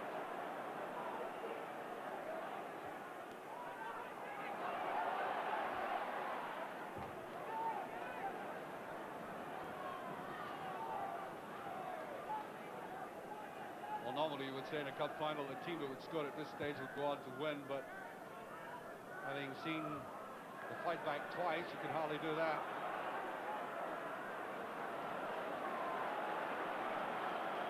Aberdeen playing it around easily. Miller. Robertson. Ferguson.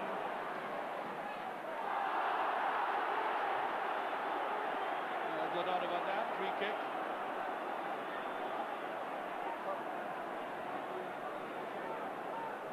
You wonder about these tackles from the back alley. One is effective, one is clumsy and doesn't bring anything about. You know, there's sometimes inconsistency in whether she'll be booking or not. Butcher. Brown.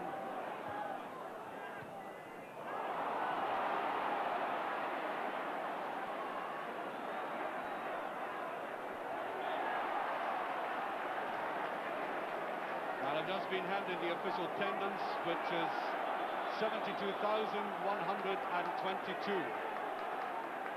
It's a remarkable feature, and obviously this game will be watched by eventually an audience of millions around the world. They've had 4 goals and a vastly entertaining match. Not a classic, but the goals have come just when it looked as if one team would get ahead, and that always makes for a good game.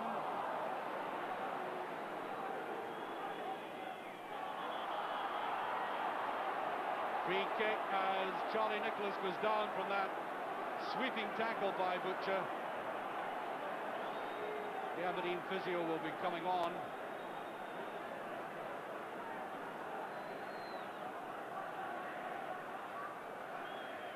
I think at a stage like this, if you consider Rangers and what they did last season in the cup final, the player they would miss at this stage would be the likes of Durant, who gets into the box very quickly.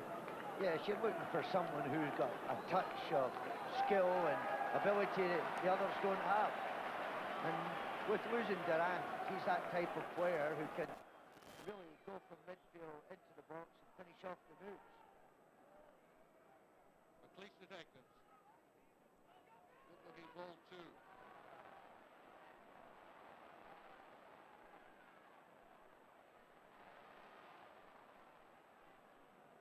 Defensive work there by Walters. Rangers would, I think, prefer to see him down the other end.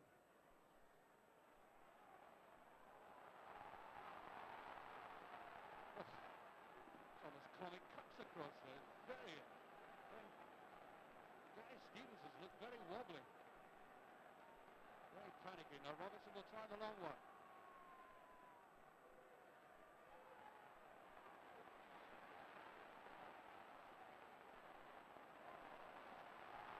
That's the break, and there was a very good break indeed by Rangers. But the referee saw the elbowing by Bet. They have to be pulled back. He blew the whistle. Oh, well. Free kick the other way. Free kick to Aberdeen. Harry? Well, he seemed to signal first that it was for Rangers, and then suddenly when Butcher asked him something, he changed his mind. I think the foul was against Bet.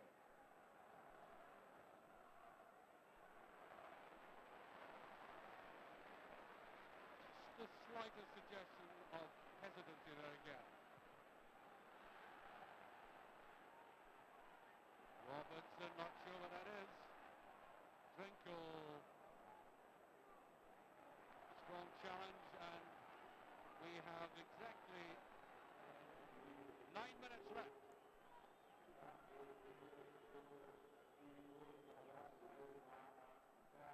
Here's Walters. Overdid it. Butcher.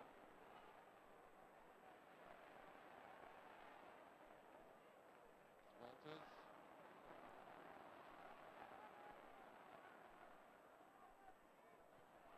And in the poise. Okay. And I think that shout of the referee might get him in trouble. He was claiming there was a deflection here. Might be able to see from this angle. No, we couldn't. Goal kick.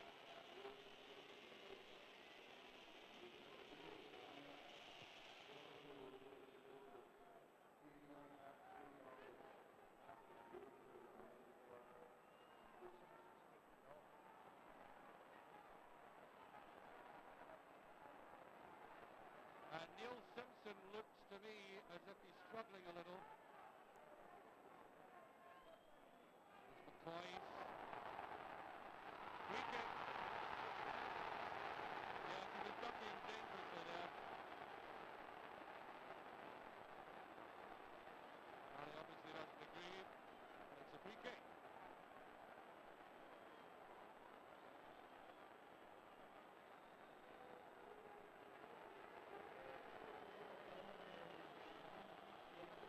Again, the sense that the ball is extremely dangerous. And Neil Simpson, I'm not sure if he wants to carry on or not. I think there's going to be a substitution. Here's a very strong player coming on, lad from Bellsill. Well, we've got a shot of him there, Fine. There he is. Man has scored that equaliser for Aberdeen the day Rangers won the championship.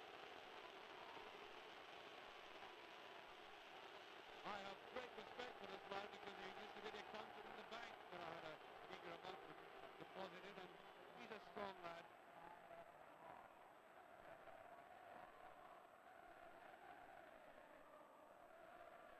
Roth. Brown.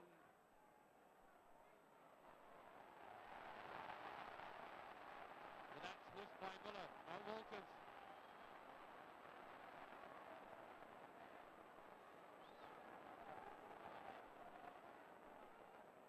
Brown being pushed way to the side. Oh, and easily beaten. Now the break by Bet. Ferguson will play it safe. It's been a good game for Rangers, Ferguson. He's had that brilliant goal. He's done a lot of useful work in midfield. possibly the only one in Rangers midfield who's played at all. Wilkins and Cooper have been very, very disappointed. Of course, the Aberdeen midfielder, Bett and Connor, has been outstanding. I think when the test is on to Wilkins, though, maybe I'll be that the pace of the game is now beyond him. He's a clever player. Well, snatched by Twinkle. You maybe find if it goes to extra time, that Simpson not been on the field, but Wilkins have got a lot more room. And he's got a big man on him now, Brian Evans. And Sabus.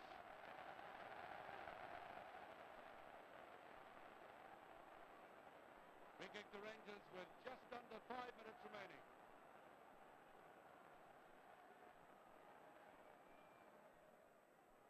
Butcher is up and nobody takes it. Ferguson. Goal kick. Did his best to run round the outside again. Very difficult against this extremely well organised Aberdeen defence. 4 minutes left now.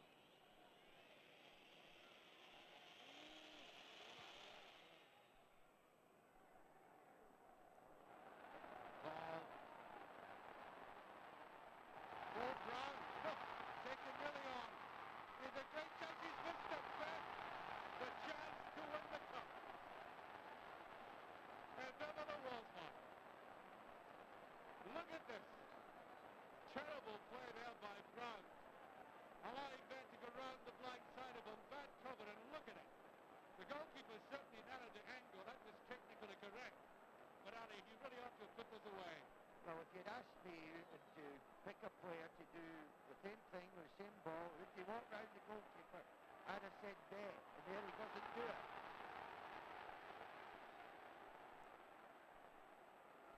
He's the one player you'd have expected to go round the goalkeeper. That little moment of panic going through his mind. The game's almost finished. Right. That would have given him man of the match, because he's been playing.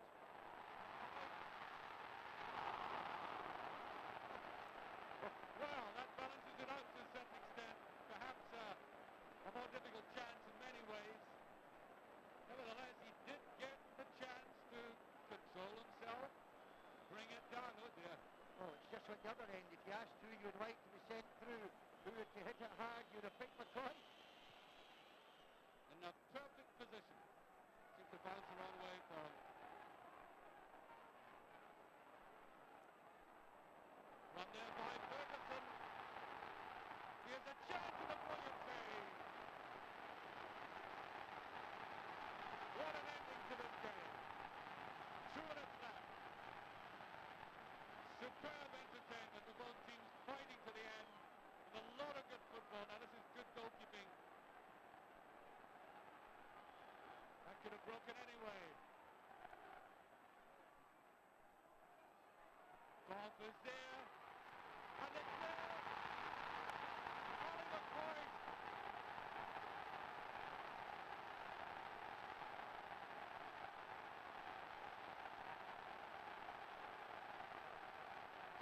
For Rangers, only a couple of minutes left, and that ball bounced agonizingly for Aberdeen, down to McCoy, that snowed it right through his legs, look at it. Now can Aberdeen fight back from this? McCoy, who had missed that chance earlier on, sweeping it away. A cluster of red jerseys couldn't stop that. Late pressure by Rangers. I make it now a minute and a half. Well, you would think that was over now, but you never know in this game. Well, Aberdeen have proved twice they could come back, except that time is against them. They played so bravely. It is McCoy. Ferguson takes it beautifully.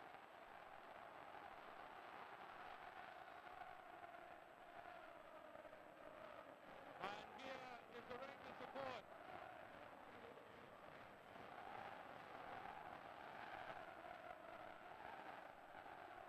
I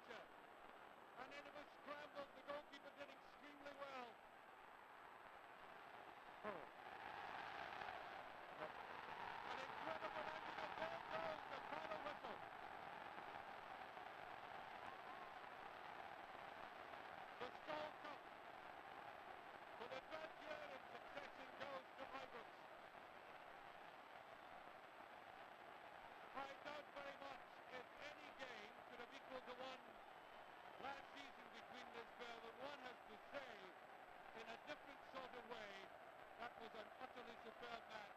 I'm not talking perhaps about the quality of football. Okay, we could maybe criticize it in many ways, but in terms of excitement, fight, courage, and astute management by Graham Souness, for example, acknowledging, I think, his wife, at least I hope it is the way he was blowing kisses.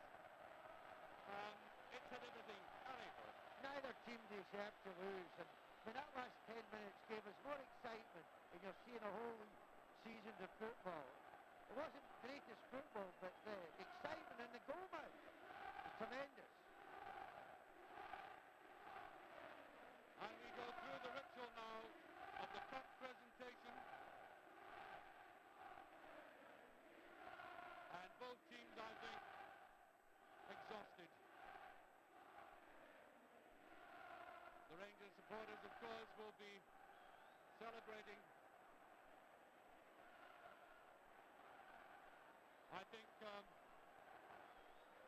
you can hardly criticize the way Aberdeen played in this game. The supporters couldn't. I know it's bitterly disappointing for them. Let's not kid ourselves. It always is.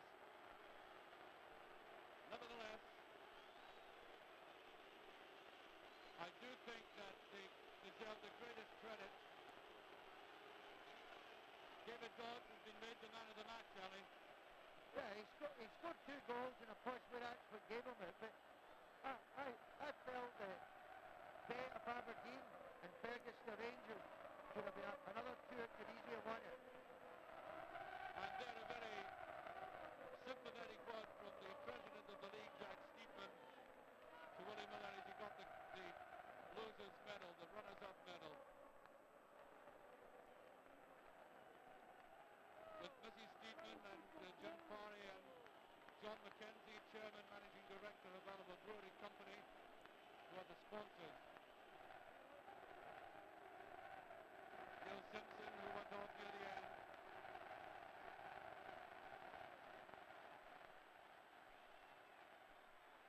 And the Rangers side now prepared to come up and receive the cup.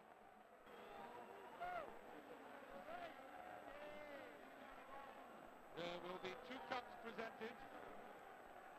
Graham Souness congratulating all of his players coming off there.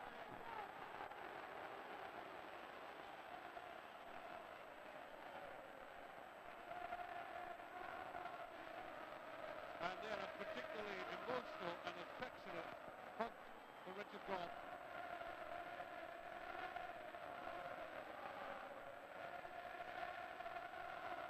That is the incredible size of the Rangers support, which has been round for almost 2/3 of the crowd.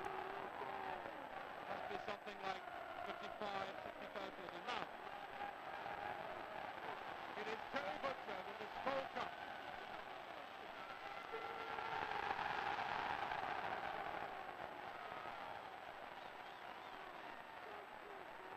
The second time he has done that. He missed last year's final through suspension.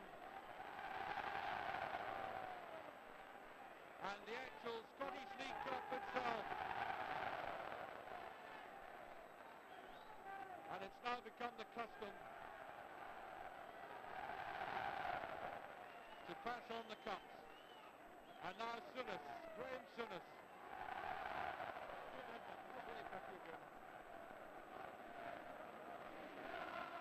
Graham Souness, 3 times in hand and in the Skol Cup final, 3 wins. That's the memory now. It's next year's now. That was another great advert for football today. They said that compared to last year's final, but this was another epic, wasn't it? It was an epic. We were a better side to the bill by a long way, I felt. We made some bad defensive mistakes.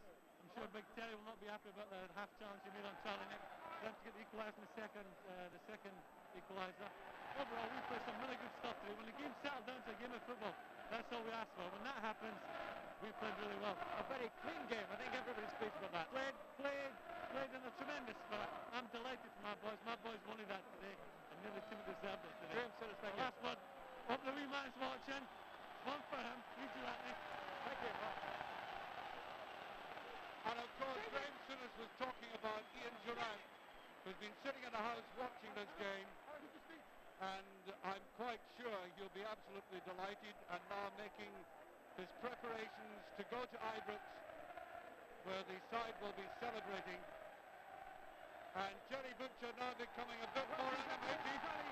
You can just hear the noise. Obviously, the Rangers fans are very pleased. You had a grand game yourself. Oh, I can't believe it. I was a little bit disappointed with the one I missed. But to get the winner in the last minute there was unbelievable. Well, you left it late, but they say that Rangers have never finished till the final whistle. Oh, we never give in. There's a lot of spirit in our team. And for those boys behind that goal and all our supporters, that was for them. You must have had a little bit of a tremor in your heart when Jim Beth was going down there just before the end. Believe it. Especially that was right after before the one I missed, so I thought, here we go. But we'll hang on, and then we scored the goal. And I hope Major Auntie's watching me, man, because that was for you. And Terry Butcher has taken the cup, as we were interviewing there, down to the Rangers' end. And there is the lad, 21 years of age, who scored that amazing goal, the second Rangers goal. Kevin Drinkle, the Englishman who came all the way from Norwich to achieve his first winner's medal in any competition. And Terry Butcher is going all the way down the field.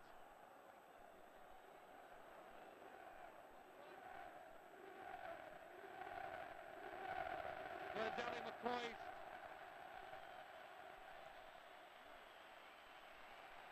One of the wittiest men in the game, apart from anything else.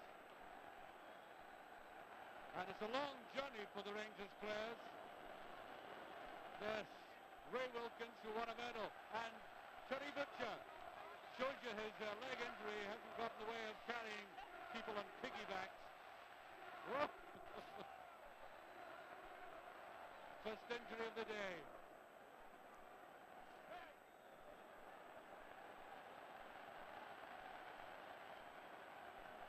And the players going all the way down.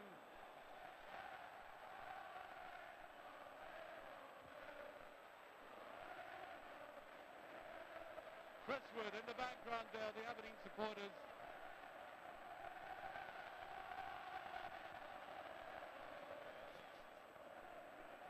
And I think the Rangers players will be delighted to get into the dressing room now. They have a very hard game coming up on Wednesday. Well, Ali, what do you think? Well, I must say, it was better than last year, more exciting, really exciting. And I'm quite sure that everyone got their money's worth, whether a neutral Aberdeen or Rangers fan. And here's Terry Butcher once again going down to where the main bulk of the Rangers supporters are.